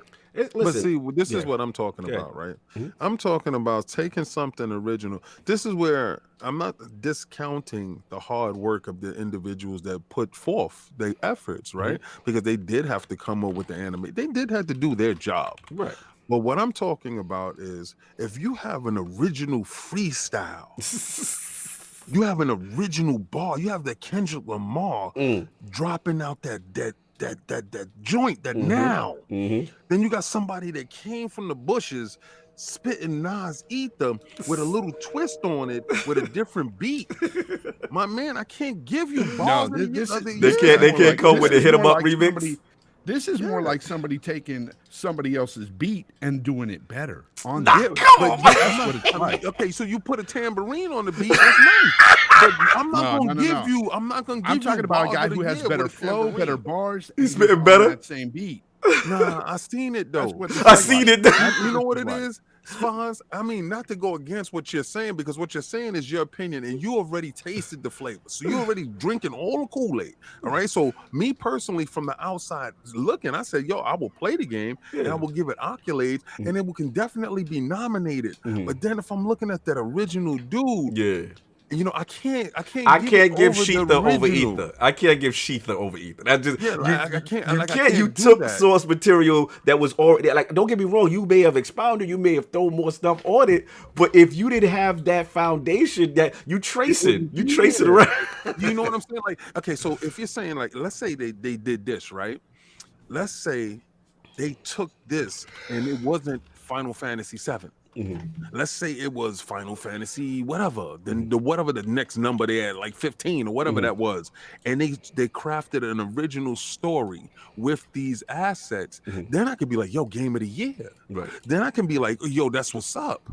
But when you say you're going to use nostalgia, first of all, you already got the nostalgia. Yeah, it's definitely nostalgia. No one could say it's not. Like, I felt nostalgia multiple times in the game. It's like I told you, like, I do think they're to a point, because there's going to be so many of these, we're going to have you know, a different middle. I think they just need a remastered category, like right now, a game is the remaster of the year. They should have a remaster. But it's not a remaster. This is a remake. There's right now, a remake. Yeah, that's what I meant to say. Right now, I still stand with you guys. Like, at the end of the day, like, you know, you can draw a picture a lot nicer. At the end of the day, if you draw the exact same thing, it's still that. Right. I think that, you know, because the nostalgia moments we're getting, it's not like these are new characters. Besides the dude from the beginning, like, you know, it's Sephiroth's still in here, Cloud's still in here, Aerith's still in here. These are still captured. It's just, it looks nicer now. No doubt. Listen, it's going to be interesting.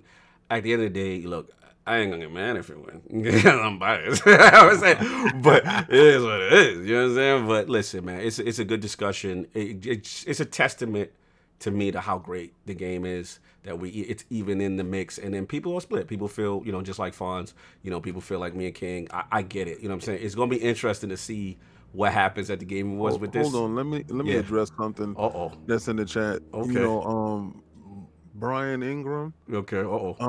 He definitely said, you know, hit that like button. Yes. 190 something people here watching. You know, they're going crazy over this Final Fantasy. Please hit the like button. They going crazy, not him. They. You know, no, I'm gonna go crazy over it when I get a chance to play it, but I'm not going crazy over it now. No doubt. I gotta be honest too, that, you know, Final Fantasy VII Remake would have a hell of a time winning any game of the year this year if you do have The Last of Us and that Cyberpunk. Yeah, it's gonna be a good one. It's gonna be a good year. And Ghost of Tsushima. Yeah, Ghost of Tsushima. Facts. Yeah, because I definitely, that's one game I really, after seeing that what it's about, I really want to dig. That's what I'm talking about. See, that's an original joint. You know, it's based off an original joint, and it looked just as good. Yo, King, you got to read this. That's my joint. What is that?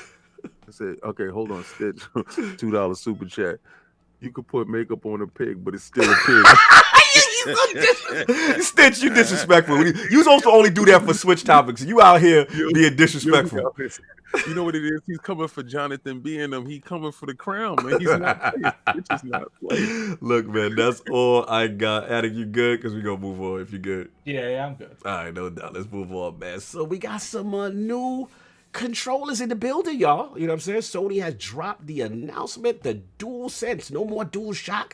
That white butters that came through. It was very controversial on social media, but it came through a lot of cool new features. You know what I'm saying? So yeah, they call it the DualSense, man. A lot of looking at the feature set right now. We've got the adaptive triggers. You got your create button, no more share. You know what I'm saying? We're going to USB-C, touchpad. You know, all the likes, ergonomically a little different. Audio coming from the controller itself. So yeah, they've released it, man. So the streets are buzzing. I want to get this over to Lord Fonz. What do we think about sense? Do they have sense?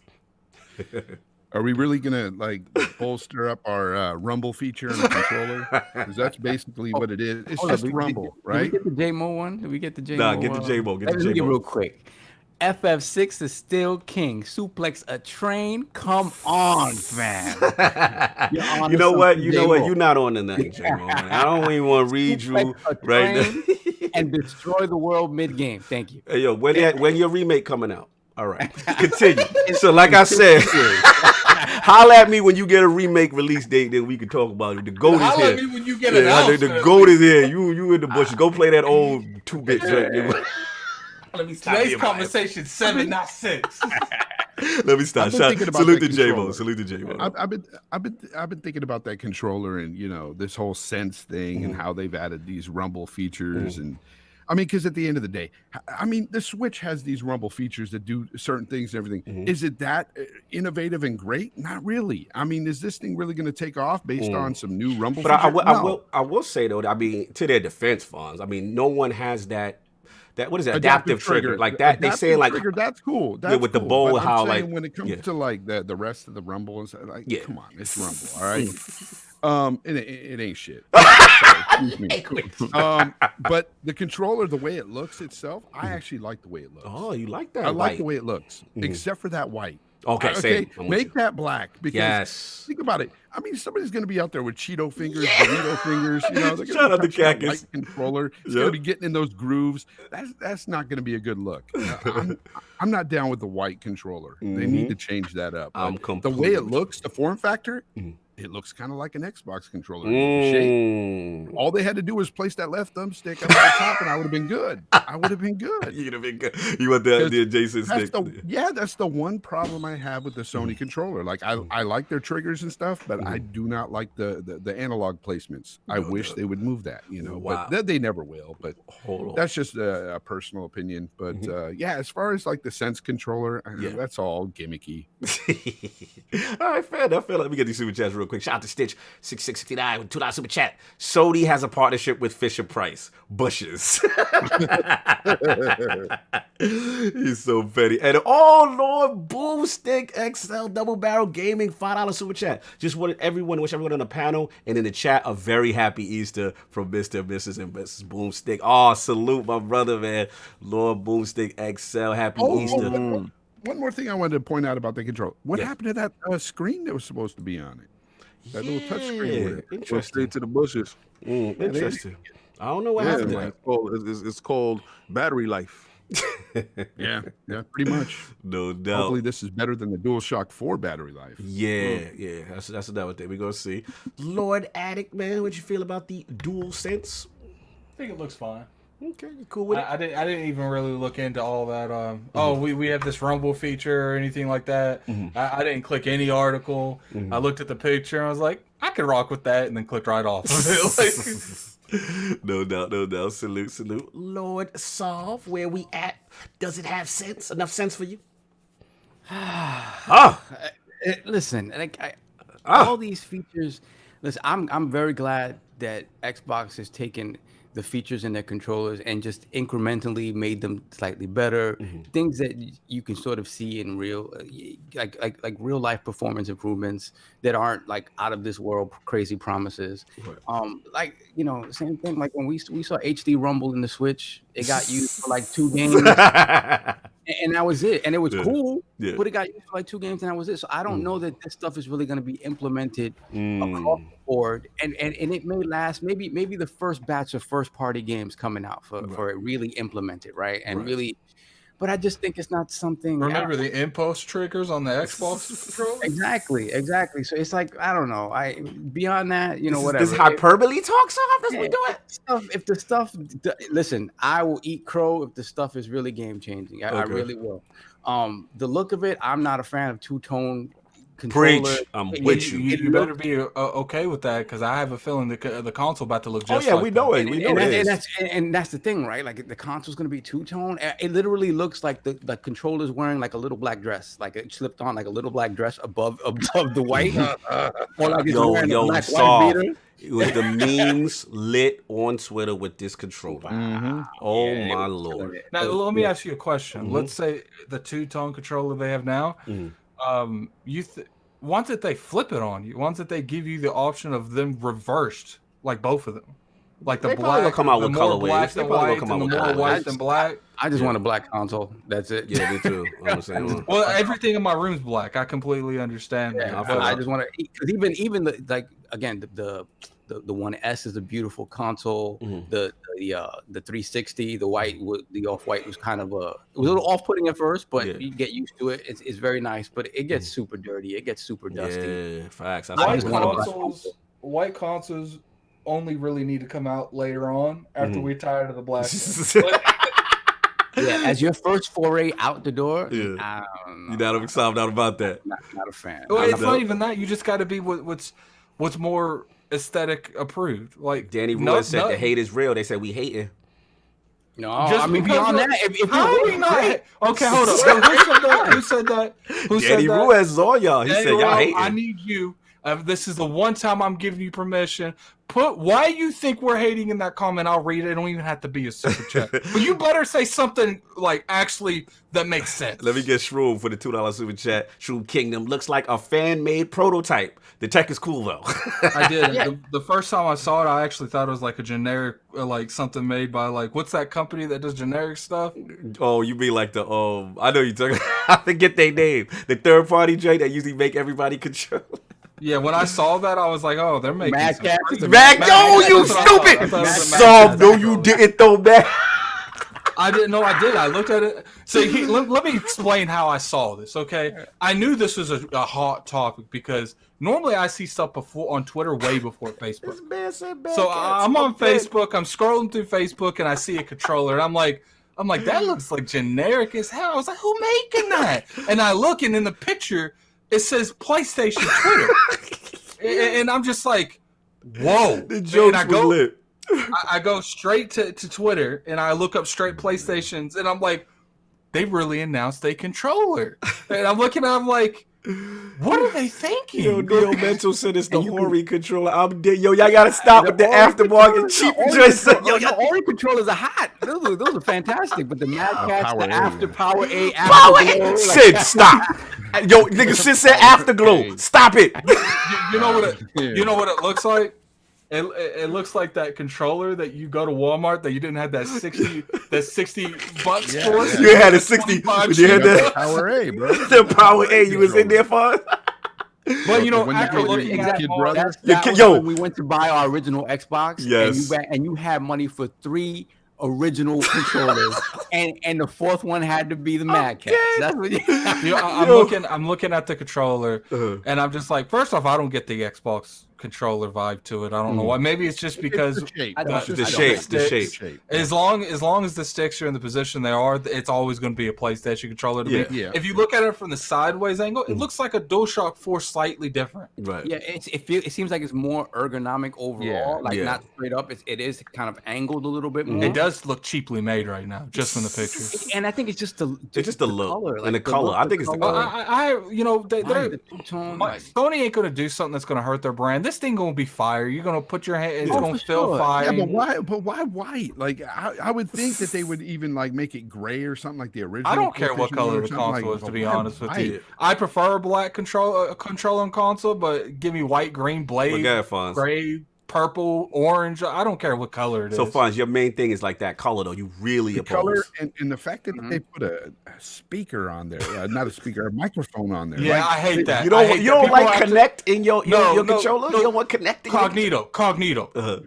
picture this. Yes. You got all these people that break their standard controller and you in these parties, in these game lobbies, and now don't worry, I don't need to buy nothing. I got there's going to be people that do that. And you're going to hear their kids and their dog, and it's going to be people that do that. Here's the thing. They said there's going to be a noise cancellation thing, right? And I'm like, okay, cool. It picks up the closest noise. Well, what's the closest noise to that little mic? What's the closest noise? The analog, and you hitting the buttons. Yeah. And you know what's funny?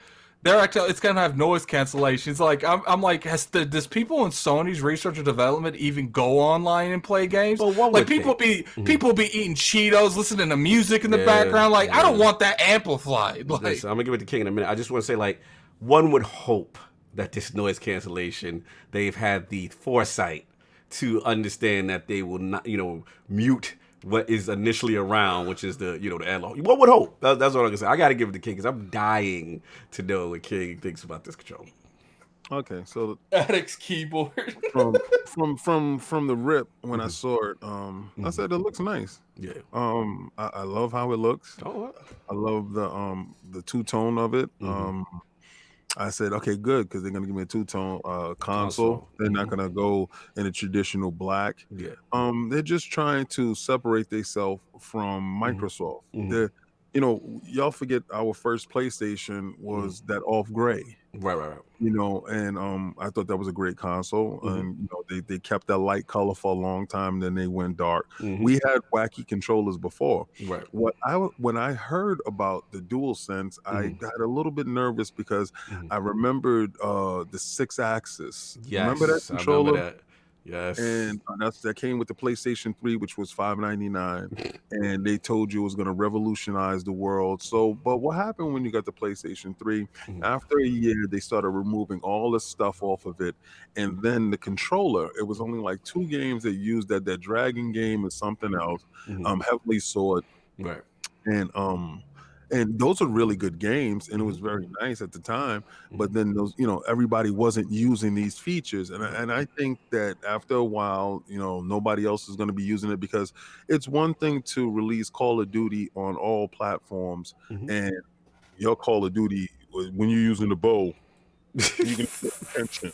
Nobody cares. Right? So I really don't think it's going to change. Microsoft has done the research, and they have the proper controller going forward with the features they see it that are used the most. What concerns me is a lot of you hypocrites have been talking about, and I'm calling you hypocrites because when the Kinect was out and it was spying on you and it was recording everything, they have a freaking microphone right there at the crotch.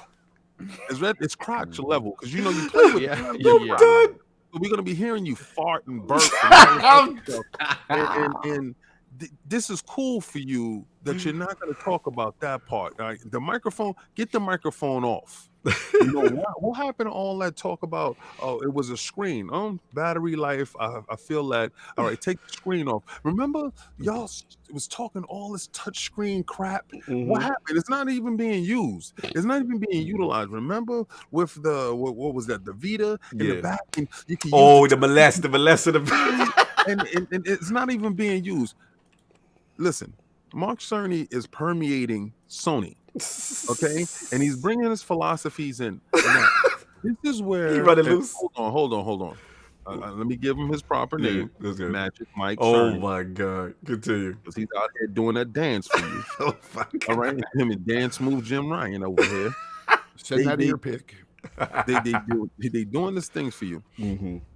But I think this controller is a Trojan horse for their VR.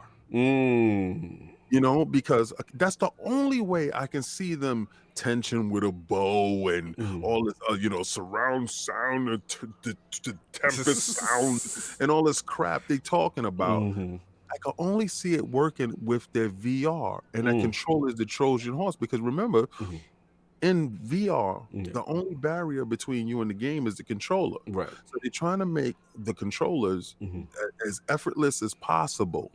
So if they can just sell you a headset and you already got the controller, right, then that's a win. Right. So they can actually get a better headset to you at a cheaper price you know, then the ones selling you the move sticks and all this other stuff. So I really think they're onto something. I really like the colors. I really like certain features. I wish they would remove the mic out of the box. Yeah, I like it. But actually, I'm not pissed off with it. I really like the stuff. You know what I really like? You guys need to, you know, because a minute ago, Sony wasn't saying anything. Right. So when Xbox is doing the InsideXbox, they drop their controller. This is the Sony I like. Yes. I like aggressive Sony. Yeah, we're going to put a controller out when y'all talking about games. And we're going to see who makes the most noise. So, yeah, please give me another InsideXbox and drop the game. You know, do something that shows me that y'all are in this fight because they're showing some type of fight, and I actually like that. All right, fair enough. Let me get this super chat real quick. Throw the crest up. Charles Paul, $2 super chat. It looks like an Xbox controller and a Fisher Price. Okay. Salute to him, man. Listen, I mean, at the end of the day, you know, I'm kind of with Solve. I ain't really feel it. I'm not wild by it. You know, it's one of them things that I got to get it in hand first. I'm not going to completely rip it until I get it in hand. It could feel really good. It could be ergonomic and all that stuff. I'm with Fonz. I hate the white. Hate it with a passion. I just wish they chose another color scheme. I'm going to tell you right now, the minute them color waves go on sale for black and other colors, that's the one I'm going to be using. Right. Now, with the mic, I'm with Fonz. Like, I get it. You're giving people an option. They don't necessarily have to have a mic. But it's also, like what Attica said, it's going to encourage people to be like, well, I don't need no mic. I'm good.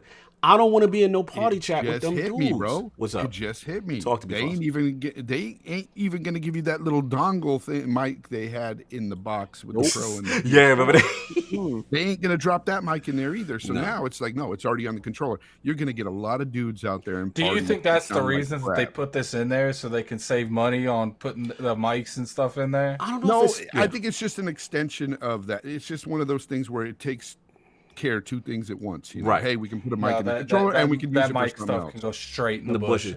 Well, I mean, look, it's still got a jack. You could. I was worried at first that they wouldn't be able to connect a microphone thing to it. So they've confirmed you can. You know, you're still gonna be able to do it. But I hate to. Let me throw the pocket watch on right quick. I hate to pocket watch, but there's going to be dudes who going to say, yo, I don't need no mic, fan. We good. I'm talking to my joint. You know what I'm saying? Like, I don't want to be in a party with that dude. I don't want to hear about the Doritos. I don't want to hear your children. I don't want to hear your dog. You know what it is, Cognito. You know what it is. The people over there in Sony land don't talk to each other, so it don't matter. Hey, Addict, you know this. Shout out to Kid Smooth and all his kids. You know, do you want him with that little mic on there? Wow. Look, no, just imagine being in a party with someone on PlayStation. I can already see this happening. I'm not over there a whole lot, but when I am, I can just see me. Dude, go get a mic. Like, please go get a mic. I'm gonna be tight, man. I'm gonna be tight. But listen, like, imagine like. You need the controller, like, and be like, I can't hear you, and they have to put it up to their mouth. And I don't want to be about that life, man. Oh, yo, Kid Smooth laughing. Yeah, shout out to Kid. You know it's all jokes, man. It's all jokes. But listen, no, I love Smooth. Sid's background noise is way worse than Kid. Kid, we love you, but you gotta have, you cannot not have a mic with this. Yeah, you cannot play with that controller as a mic, bro. Word, man. But you know, other than that, they are saying, I know King don't like it, but they are saying that the adaptive triggers are better than the Series X's impulse joint, so we'll see. You know, you draw your bow, you get your Tomb Raider on King, you're gonna get the full impact. That ain't gonna work. It's gonna work for one of their launch games, and that's it. So they can say all that until they take it out. Because what did Nintendo do? They had that haptic crap, and then all of a sudden they deaded it. The ice cubes. Remember they had the demo with the ice cubes. Remember? You can feel the ice cube sliding into the tube, and you can know how many's in there. Do you feel it? Do you feel it? Do you feel it now when they made it irrelevant? True that. Yeah, man. True that. Rumble, yeah. Shout out to Smooth. It's gimmicks. Bro. It's gimmicky. It's gimmicky. Yeah. I feel. I mean, I want to. In fairness, I want to see it in action. You know what I'm saying? Hold on. Forte in the building. Let me throw the crest up. Forte. $5 super chat. First thought, Sony done lost their mind. White faceplates are so 2014. Second thought, Sony found a reason for everyone to purchase an all-black one ASAP.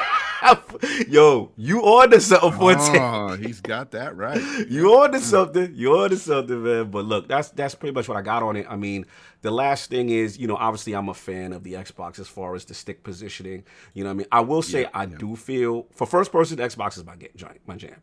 But I always like their D-pad. I feel their D-pad for fighters and stuff like that is always tighter. You know what I mean? So we're gonna see. Gotta see how it is when it drops. That's all I got on it, and we can move on. Lord Sov, you are up, man. Cyberpunk situations. What's going on? Yeah, let's go. So last week, CDProjectRed had a conference call, sort of basically just detailing, how they're dealing with production and development during quarantine and stuff like that, and just basically talking about, the success of Witcher on Switch and things like that. So a lot of it was just financially oriented, but they did speak about more details about how they're going to handle the rollout of Cyberpunk. So some interesting things that came out of the conference call that have been sort of the internet being the internet took the stuff and ran with it. So and shout out to Paris from the Gamertag Radio. Shout out to Paris. His specific tweet sort of got people rolling with certain ideas. But so generally what they spoke about was basically the September launch for the game is still on. They're working on a digital marketing strategy to basically replace E3 and sort of get more messaging about the game out there. Interestingly, PC pre-orders are kind of above and beyond what everybody's ordering the game on, as opposed to console. Right.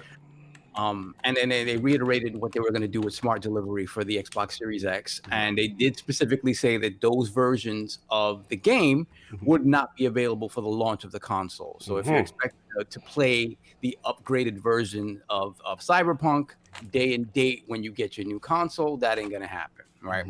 So when they broached the specific topic about the PS5 and the version of Cyberpunk that would be on the PS5, they basically indicated that they weren't going to talk about that until Sony spoke about it, right? Whereas from the beginning, when Xbox spoke about smart delivery, they came out and wholeheartedly supported it, saying specifically as the CDProjectRed point of view on this subject, they said, we don't feel that you need to buy your game more than once. Right. So we are 100% behind smart delivery. So the fact that they're sort of being mum on this and sort of leaving the ball in Sony's court has led many people to believe that the news behind that isn't something that's favorable, i.e. that there will be a totally separate SKU for Cyberpunk 2077 on PS5. And you will not be able to play an upgraded version of it without paying for it on the PS5. You can play your PS4 version on it, but not necessarily. So again, that's speculation. They haven't said yay or nay, but a lot of the thinking behind it is that this is probably the case. So I want to know what you guys feel about this. King giggling.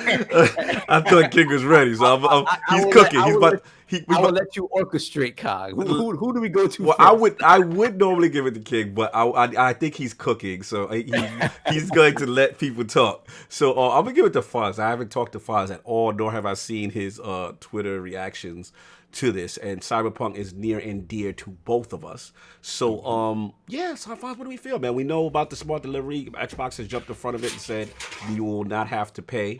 And, obviously there's conflicting things here. We don't know for sure with the PlayStation side. So what? Yo, Citizen's already starting in the chat. We need a swipe your card emoji. Stop it. All right. So I want to get to Fonz. What do you think's going on here? Well, I mean, obviously, you're not going to have to pay with the PS5 as well. It's just something that it'll eventually happen. Will it be the day it drops or whatever on the PS5? Who knows, like what's going on there? But we do know that's confirmed for Xbox. That's great for those of us that are going to have the Series X. Also, I love the fact that they're just committed. It just seems like CDProjectRed are just on another level when it comes to their commitment to excellence. Yes. Like, I mean, a lot of us forget that they've had previous games before The Witcher 3, but it's what they've done with The Witcher 3 and that world and each DLC that dropped that have me confident in this product. And not only that, everything that they say too, They know what they're doing. Everything they put on Twitter, everything they tell somebody in an interview, it's just they're hitting they're doing all the right things. All the right things. And when it comes down to it, we know now that they're committed to giving us like really big DLCs. They're already saying all that stuff, and and I am just so excited about getting this game. Like, I just want to play it already. This is my type of game. Like, absolutely, this, you know how we. This is giving me vibes of like Mass Effect, but on a bigger scale. If that makes sense. Like it's just this open world concept. With this whole. Man, that world looks incredible. I just can't wait to dive in. And I'm glad they kind of pushed it off because honestly, the closer it is to those new consoles, maybe I'll still be playing it because I can't wait. Yeah, I ain't waiting. I can't wait. But let me ask you. At least I'll be able to play the DLC and everything on the Series X. At least I'll be able to play all that. So let me ask you this though, to Saab's point. So you feel Sony is going to let it I be? Feel so. Okay. I feel they're going to get it. It's just they're not saying anything right now because they really do have a great relationship with Microsoft, it seems. Right. CDProjectRed seems to have a great relationship with them. And we've got the marketing deal. I just think that, it's one of those things that's just unspoken right now. Right. Okay. I see where you're going with it. On it. No doubt. Lord Addict, we have not talked about this. This Cyberpunk PS5, is it a free upgrade or not situation? There's a reason we ain't talked about it, because I couldn't care less. Look, at the end of the day, I'm going to have the console that gives you the free version. I don't know about the people over on the other side of the pond. You don't know about them dudes over there. But you might get yours free, you might not get yours free. Yo, you stupid! If you don't get it free, you might want to... That's a you problem? If you don't get it free, you might want to insert your card into the PlayStation 5 and rebuy it. Like, I don't know what to tell people. If they get the PS5, and they obviously the is so selfish. The thing is, you should the PlayStation should give the people that that access. But if they don't. But Addict, you don't care. You're telling the gamers that they need to go to the company that has talked about it being free, and you don't pay them other dudes no more. That's what we doing. But it is not my place to tell Sony how to make money. Like if they want to do that, let them do that. Because at the end of the day, you chose that. Look, the exclusives must be amazing because you're gonna rebuy everything multiple times. Like, I think that Sony's gonna do the free upgrade? Sure, I do. But at the same time, we talking about Sony here. They like, look, we have the demand, we have the market, we have the share. You gonna pay this stuff twice? Like, it wouldn't surprise me. It would not surprise me. Dizzy in the chat, like he said, like, we only have history to go by, right? If we go by history. They're going to make you pay for it. I can't with y'all. Y'all seven. Let me give a super chat to throw the guest up for Shroom Kingdom. $2 super chat. PS5 will take Cash App, Vimo, PayPal. You get everybody ready, Shroom. You get everybody ready, Shroom. Look, at the end of the day, if I wouldn't be surprised, and I would think that they would do that, But at the end of the day, why though? Because it makes the most sense. The only reason I don't think they're doing that, I'm saying from a competitive standpoint, but the only reason I don't think they would do something like that is because this isn't the first time. They announced this a long time ago, and not one time, because I remember it being an issue the first time they announced it, when they announced smart delivery the first time. Right. And I remember people adding them like crazy. It was trending. Is this going to happen to PlayStation? Is this going to happen to PlayStation? Not one time did PlayStation correct anyone. Now, one time has PlayStation corrected anyone now. If it's going to be that simple dry, I feel like it's just a tweet. But let me ask you this though, in fairness, like what about a situation where we know CDProjectRed has the relationship with Microsoft, right? We know they in tune, they in pocket, they communicate, and they know. And then Microsoft, let's be honest, they have been super forthcoming with Xbox Series X information, right? We smart delivery, all these features out in the open. Could it be a situation where Sony has that same feature, and just because they haven't announced it yet, CDProjectRed could be like, yo, it's not our it's not our place to be like announce a feature that they haven't announced themselves. It could be. But like I said, people want to say go off the past. Microsoft, to my knowledge, has never forced someone not to say something about something as simple as a feature of getting the copy that you've already bought on another platform. You know who has done that? Sony. Sony wouldn't let Microsoft even promote Destiny 1. Right. So, you know, we're just going to have to see. At the end of the day, we're going to have to see how this implies. Because Sony did do something similar to this with their first-party stuff at the beginning of the PlayStation 4. But if I remember correctly, you still had to buy, you know, The Last of Us. I don't know what they're going to do. I don't know what Sony's going to do. Some days I think Sony don't even know what Sony's going to do right now. We finally got a little bit of a glimpse of the Sony that's been killing Microsoft this whole generation in the form of a controller. Right. So maybe in the next couple of weeks we'll see more from them, because it seems like, you know, they're hitting that road. They're hitting that confidence where they're starting to show information.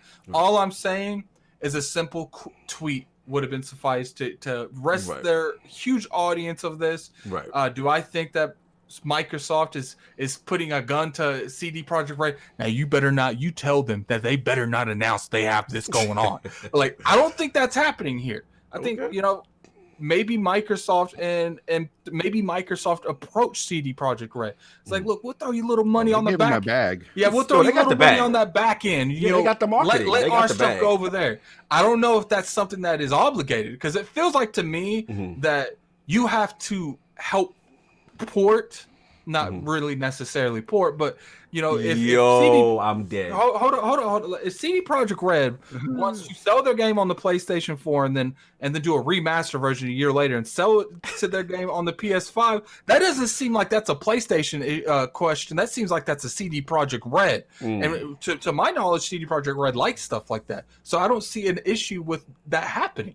Okay, I gotta get this super chat, because if the company that's making the game says that they are for not buying your game twice, then if it's not happening on Sony's platform, that's Sony. That's not CDProjectRed stopping it. Well, Sony has to address it, but let me get this super chat. Shout out to Mariano Pompa with the $10 super chat. With the new PlayStation 5 controller, you could speak your credit card number straight to the mic. Great show as always, Lords. Thanks for the laugh during these times. Salute, brother. You are hilarious. Who want to get Charles for? We got the next one. Anyway. Oh, okay. So we got a $2 super chat from Charles Paul, who charges for free to play games. So you got a point there. You do. You got a point there. But he does. It is what it is. I can't stop Microsoft from doing that. We've stated multiple times on this podcast that it's not right for them doing that. But guess what? People still playing that Xbox Live to play that game. So I can't stop them from doing that, just like I can't stop from Sony from making you pay 2 copies of the same game. Lord King, you are cooking. I see you bubbling. You are ready. So, Magic Mike already told you. 35 of the top 100 games compatible that we're working very diligently on. Why you gotta use the voice? CDProjectRed game ain't one of them. Obviously, you gonna have to swipe, you gonna have to Venmo, you gonna have to PayPal, you gonna have to get yourself any way you can get the upgraded version. You see, this is the problem when your pockets is on lean. Oh my God. Your pockets is on lean, you can't do stuff like the baller do. You know, Microsoft said, yo, that's the game of the year. Yo, you don't even got to buy that twice. That's on the house. Our new joint. Yo, that's big pocket talk. Man, you know, you just upgrade all the way. You just throw the disc in. You see, what Microsoft did to Sony is what Sony did to Microsoft. Remember how we trade games? We give it to them just like that? How we upgrade games? This does seem a little bit similar. Not like... This is how we upgrade games for free? So now, you see the difference, right? You see the difference when your man is on a budget. When he goes to the club, he's trying to drink, right? So the dude with all the money be like, yo, drinks on me. The dude with all the money is like, one drink for me.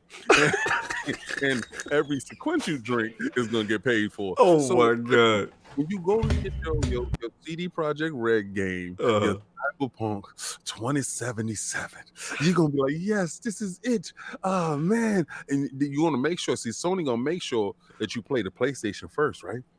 And you think it's going to carry over because all the Microsoft dudes is like, okay, on to the next one. We're moving on up. And you, my friend, going to have to get that $60 out.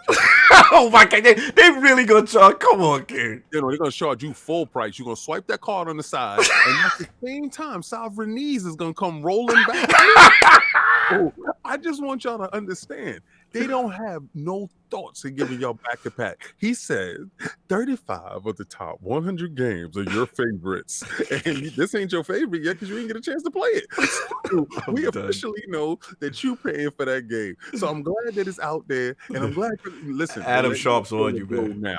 He said, y'all don't think King's Dollars for the patch. Y'all don't know that. It's illegal to charge for patch enhancement. He said it's a legality issue, King. They can't do it. That's what they saying.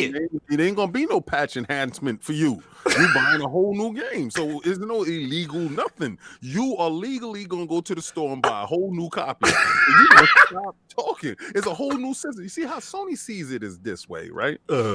It's a whole new system. So it's a whole new purchase. I'm done. And make it happen. So you about that PlayStation 5 life. Be about that PlayStation 5 life. Swipe, baby. I can't with you, son. You too much.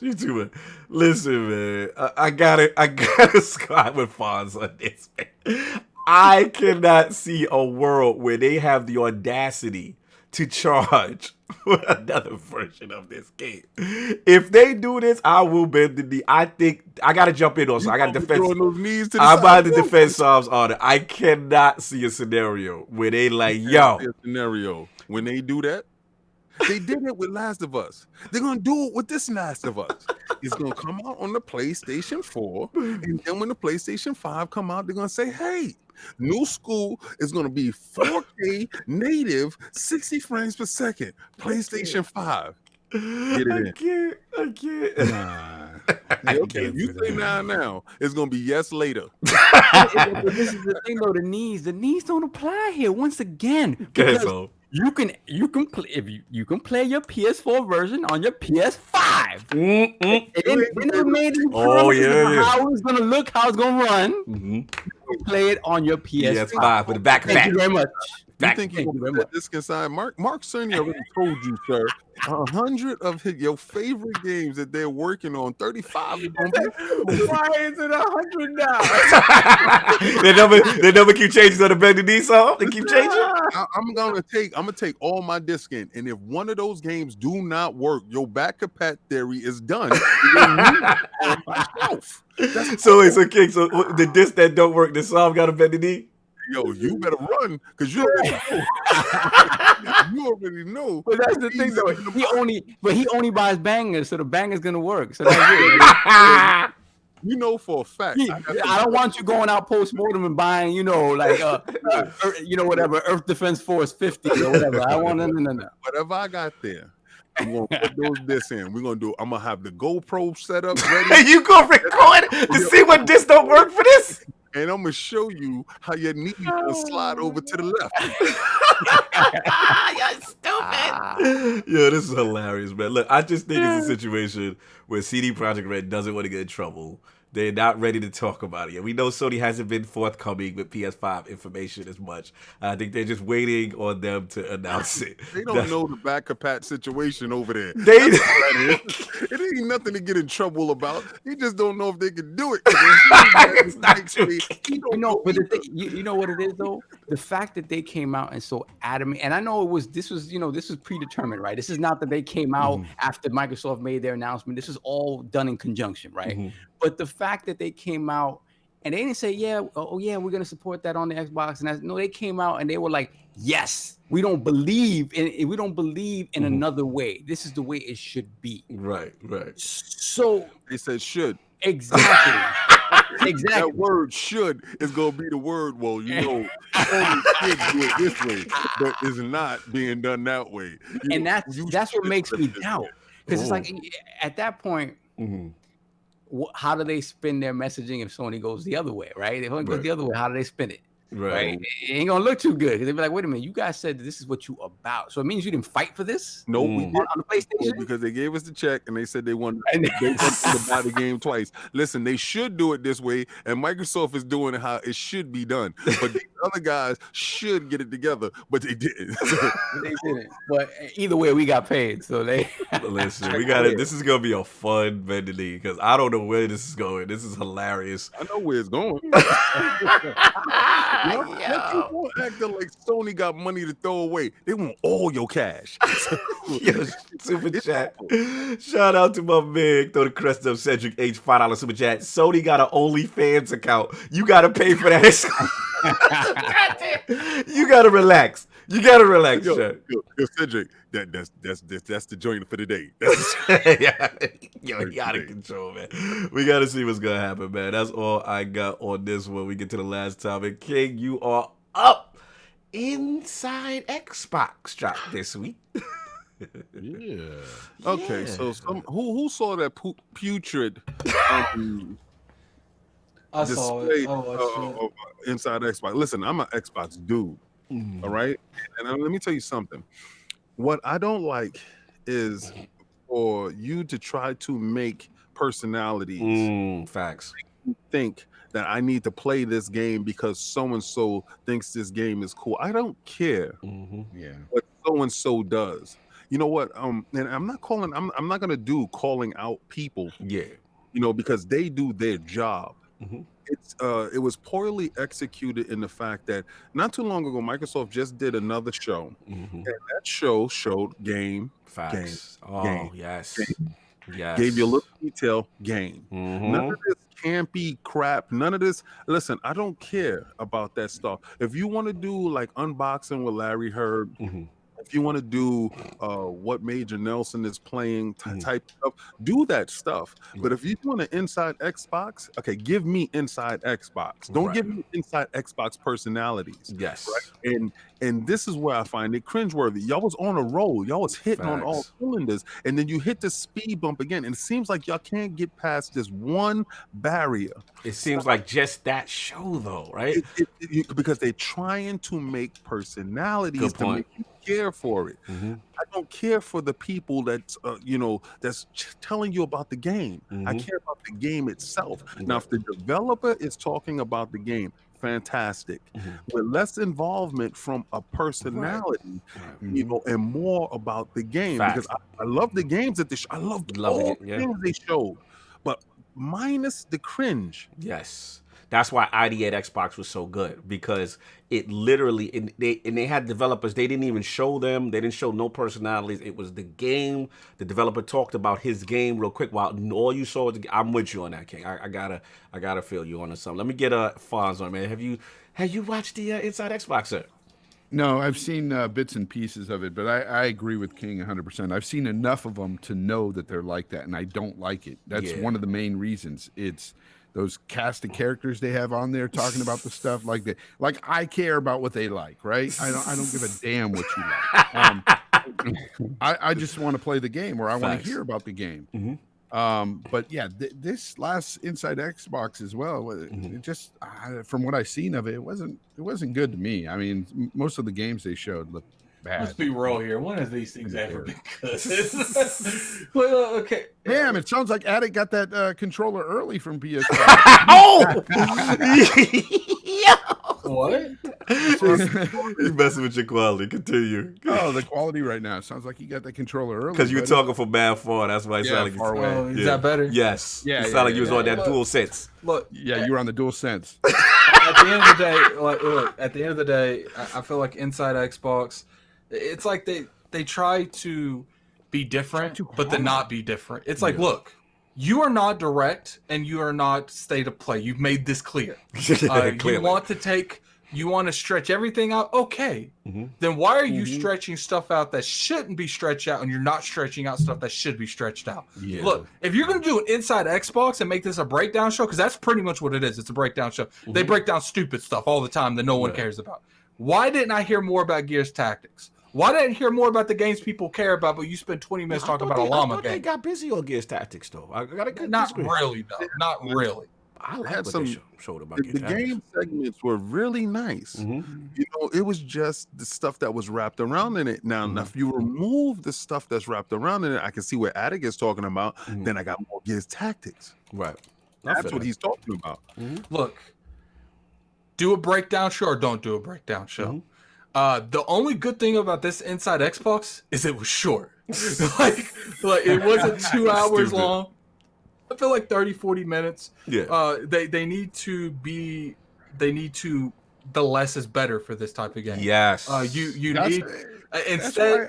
I prefer state of plays over that Xbox stuff because I just like to see game after game. That's all I care about. Yeah, but that's pretty much all. Like, look, at the end of the day, no one could say anything about what they're doing. They're very. I can't really complain about something when they're transparent about everything going into this. They're like, we're doing this, and this, and then we're bouncing. Right. Just keep doing that. I haven't really.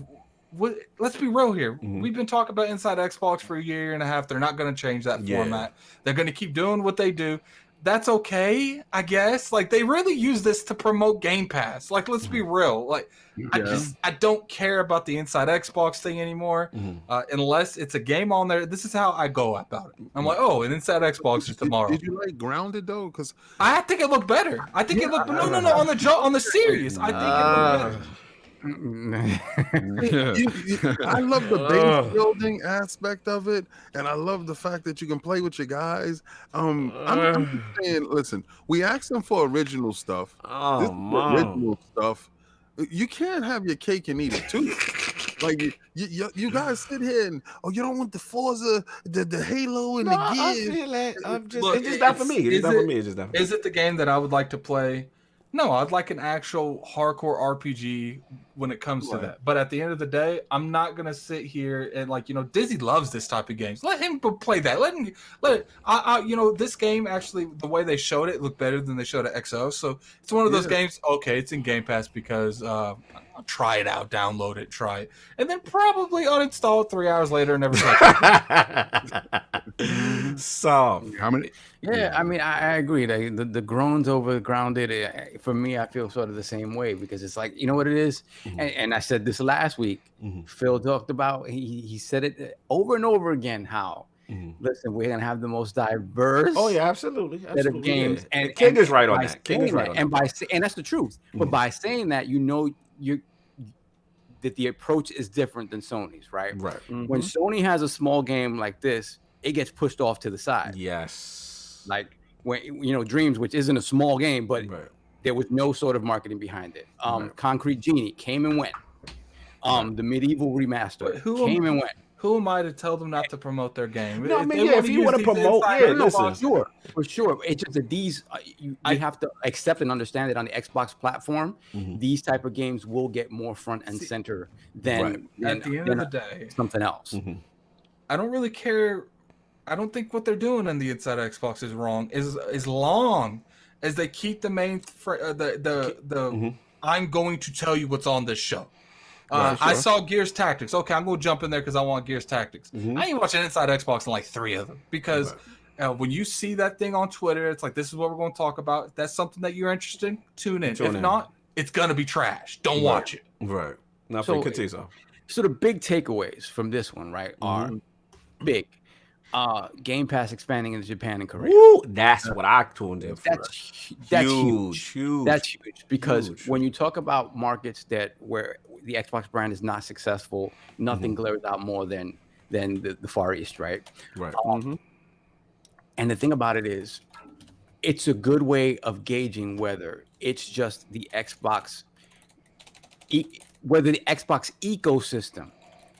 Minus the attachment of a console can be successful in those environments where the barrier to entry is seriously low, and will people specifically now, right, the situation that we're in now, people are more open to trying new things because they're running out of things to do, right? They're running out of things to do. So I think it's an ideal time to see if the Xbox brand without the anchor of a console in an environment where they don't care for the actual console. Will that work? So I think that's fantastic. I'm excited to see what happens with that. Big time.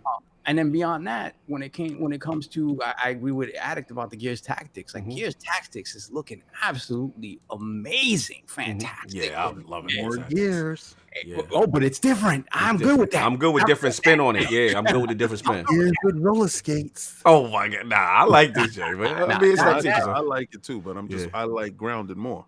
Wow. Okay. No, just for the simple fact that listen, we always hammer these guys, right? We hammer them over and over and over again.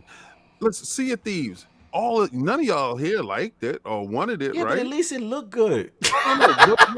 Grounded looked really good. I don't think so. I don't like them animations. I don't like that joint at all. That joint looked like Connect characters. It look like Connect Adventures dudes running around. I am not fit. Like, if it looked good and the animations look good, I'm with y'all. I don't think it looked good. I just We complain about the lack of Xbox quality games, but we're talking about quality titles that we want. We want to see AAA mature games. We don't want to these types of games. But like the size of that back, Fonz, don't you think? Like, because these are end of our generation, generation stuff, right? This is the stuff that they're going to show you right now. Right. Now, don't you? Oh, I think they're coming. They're coming. Yeah. See, I don't care if a game is like, look at Inside, man. Right. Inside to me is like a perfectly crafted game. Oh yeah. And this is not a humongous game. Yet it took like 6 years to make with I don't know how many people. Right. You know what game they haven't talked about that's kind of pissed me off that I've been so excited for? And it's probably a tiny game. 12 minutes. Yeah, I don't know what happened. 12 minutes. Yeah, I don't know what happened. Look, I'll jump in quick, man. I'll make it. Look, we talk about the good. Like Sov said, the announcements with Game Pass Japan and PC on South Korea, huge repercussions there. Like that, people don't understand that permeating those markets is huge. We see it with the joint. I thought Gears Tactics looked amazing. I thought I was thoroughly impressed. I like that it's Kate's dad, Gabe, whatever, Diaz or whatever. They had a full cinematic story, high production value. I was really in that. I mean, other than that, I mean, like Addict said, you tune in, you see what the list is. Okay, cool. But the issue is always going to be the presentation. I'm not gonna let off of that because they've been so good prior. They've been so good with Series X information and marketing and doing all this stuff, and then here come InsideXbox.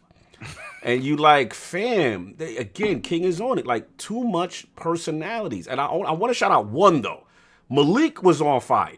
He was actually funny. He was making me laugh. Some other people there, not as much. I don't even think it's a staff change. I can't single out one person that was funny. Yeah, exactly. I don't even think it's a staff. I just think it's a situation where when I tune this on, I don't want to see your face. I don't want to see your face. Like, I want to see your face in the first 5 minutes when you tell us what the lineup is. Then the screen goes blank and then show games. And then at the end, we see your face again when you say, tune in next week.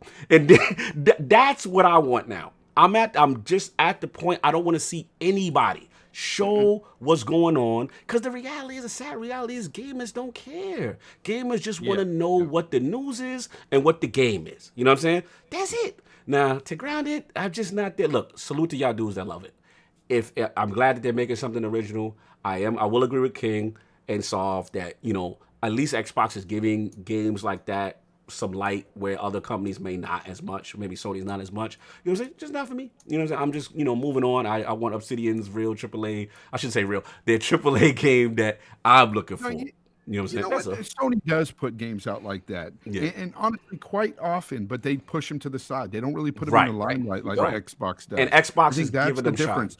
Yeah. But here's the thing. The reason why Xbox has to do this is because of Game Pass. Yes. Mm-hmm. Game Pass, they have to keep putting quality, or at least quality to some people, content in there.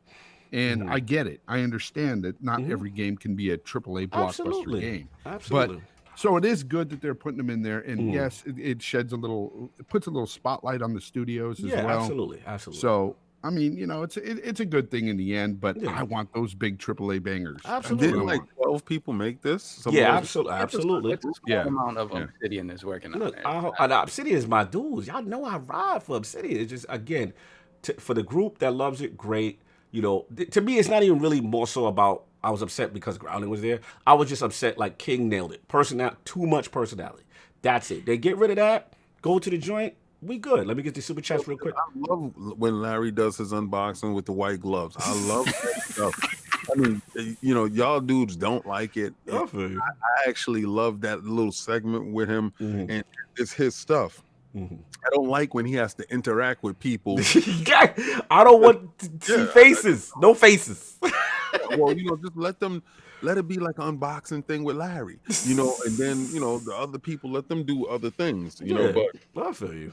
I just feel to keep hitting on all cylinders. Yes. If it's a Game Pass thing, then just be like, launching soon in Game Pass, bang, bang, bang, bang, bang. That's it. And then get the hell out of there. And get up out of there. Facts. Super chat, and we get out of there. Victor Alistine, $2 super chat. InsideXbox needs 1 or 2 hosts for each show. Interesting. I don't know, man. Yo, G, you gotta stop logging that. He said there's 3 Obsidian team. This is Team C.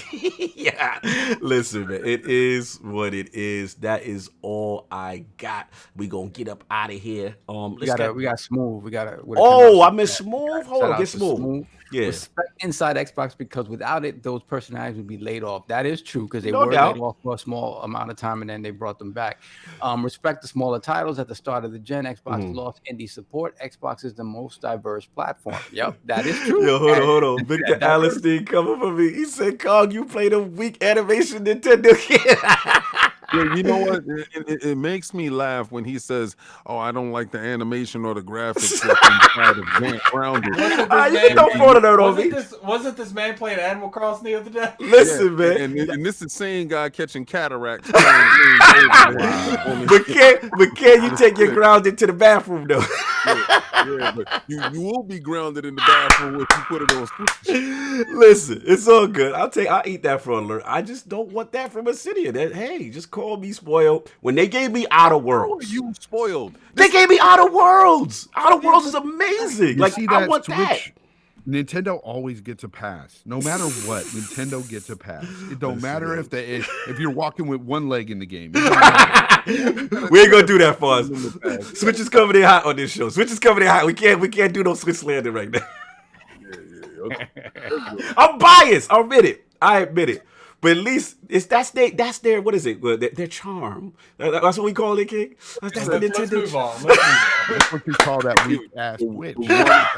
They give you the one-eyed hobo charm. Shout out to Disney said xCloud. No doubt. But if there's no internet in your bathroom, you can't do that on xCloud. So that's that. Anyway, moving on. We're going to get it. I'm biased and I'm messy. I know. We're going to get into this poll. Get up out of here, man. New IOP poll with the recent release of Final Fantasy VII Remake receiving mostly positive initial reviews.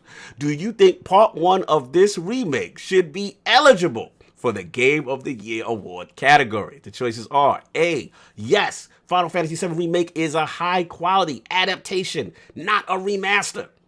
B, no, it's only a subset of an incomplete game. Or C, I don't care, y'all better keep that same energy for them other remasters. That's where you please write the vote on IOP when it goes up. The Grounded Gamer, aka Lord J. Fonzerreli, back in the realm. Always a pleasure to have my brother on. Where can the fine people find you? What do you have going on? Yeah, you can find me at The Grounded Gamer on YouTube and at J. Fonzerreli on Twitter. Right now, I'm not making any videos. I'm too busy with work and family life right now and gaming life right now. I got to put in my game time. Look, I love making these videos for people, but videos on fire. Gaming over videos. Facts. Like, I have to put that first. But I do have a lot of, family stuff going on. I got freaking, shout out to my cousin who just passed away of COVID. Everybody stay safe out there. My condolences. Condolences. It's a serious virus. When it hit home like that, it got even more real for me, and it's insane. But shout out to everybody out there in the chat, man. It's good to see, man. You guys have been amazing and just getting bigger every week, man. Brother. Like I seen the growth since the beginning. Thank you guys used to have like 15 people, Yeah, you was there. You was there, Fonz. You was there for the 15. And then when I saw that first 100, I was like, yes, they're finally getting what they deserve. Thank you, brother. You guys deserve even more. I can't wait to see that. You guys are going to keep growing, and I'm lucky to be here. Thank you, bro. Appreciate you, bro. You have no idea. 2 reasons why I always got love for the Fonz. 1, he was there from the very beginning. He always told us, yo, you guys have something special to make us believe, when we had the 5 to 10 people in that chat. You know what I'm saying? And then number 2, he the only one, King, that when we do combat sports, he didn't grow to the chat. He said, I love these guys. They talk about fighting. Because, yo, it was a battle. Like, we had to fight Addict. We had to fight the chat. People were like, oh, this damn combat. You know what I'm saying? And you were the one like, yes. Talk about it. I was like, my man Fonz made us believe that we keep doing it. Yeah, he would hit me in the DM. I'm like, yeah, Fonz, that's right. I'm gonna talk about it. I'm on it. He said, Mordecai, I can't recommend this podcast. It's too much PlayStation. There's not too many. Look, like this community they've got some amazing people. They got some weirdos too, but they got some amazing people out there. But honestly, I can't count on both hands how many people out there that I really respect and care for. You guys are definitely on that list. Thank you, brother. Seriously, you guys are amazing. Thank you, keep it up. True friend to the realm. Much love. Lord Addict, I know you got to run. Where can find you real quick? You can find me on Twitter at LordAddictILP. You can find me on YouTube at Gaming Addict, and you can. That's all. I gotta go. All right, man. Catch you later, brother. Lord Sovereign with the nice voice reminding me of duties and sweepstakes and things I forgot. Where can people find you? What's going on, man? Yeah, shout out to Fonz, man. Fonz is ILP family from the rip, from the very beginning, man. Salute, brother. Always here for us. Last minute, a lot of times we bailed us out last minute too. Bailed us out a million times, man. Facts. So I feel for what's going on in your family, my brother. Yeah, definitely. There's no stronger message than to tell everybody just to stay safe, man. This is not a game. It's not a game. But thank you for joining us today. Of course, you guys can find me on LordSovILP on Twitter, and of course, EX-Sovereign on PS. And Xbox Live. I'll be playing that FF7, man. I ain't gonna front. That's right. That's right. You bend the knee, damn. You bend the knee, damn it.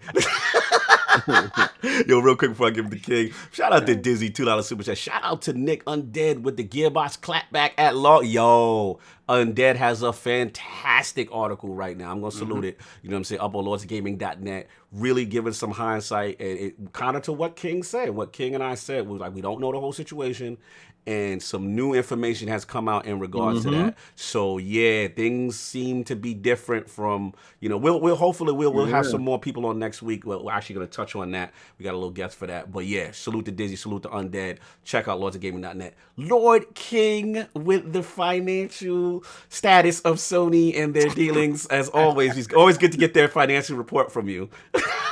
First, I wanted to say shout out to Fonz. That's my guy.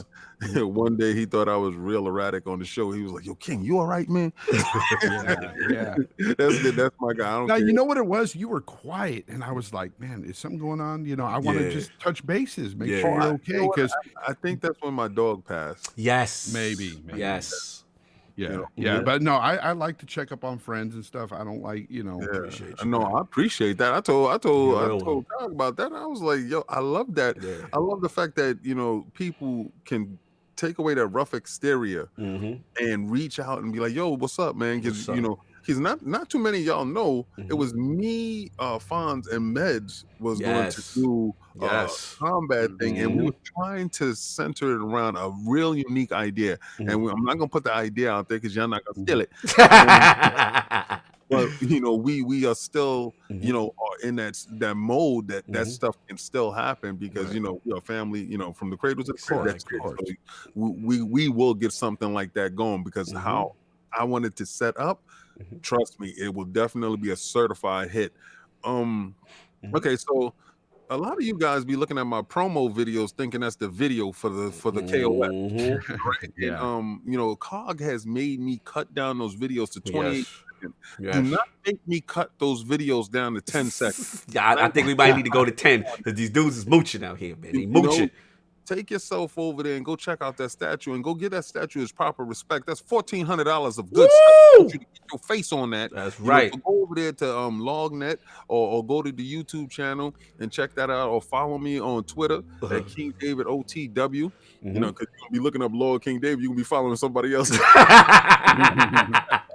So let me throw the crest up. I get to see my brother Boss Moves in the building. The winner, he's in there, so shout out to ILP for the Final Fantasy VII Remake. You are the winners, so hit up Solving the DMs. Good to see you in the chat, brother. I haven't seen you in a while, so I'm glad that you actually did win. That was actually pretty dope. So now salute. So you already heard the king, you already know. And of course, like I said, you know, please check us out on lordsofgaming.net. Tremendous articles, man. The boys are killing it right now. LogNet is killing it. We got a lot of things cooking, man. Please check that out. Also, Lord Josh Redding has a tremendous Destiny article right now that's going up, doing some good numbers and stuff like that. But yeah, you don't never say about the last word. No, I said it in the beginning, and I'm about to say it in the end. I'm with you. I'm with you.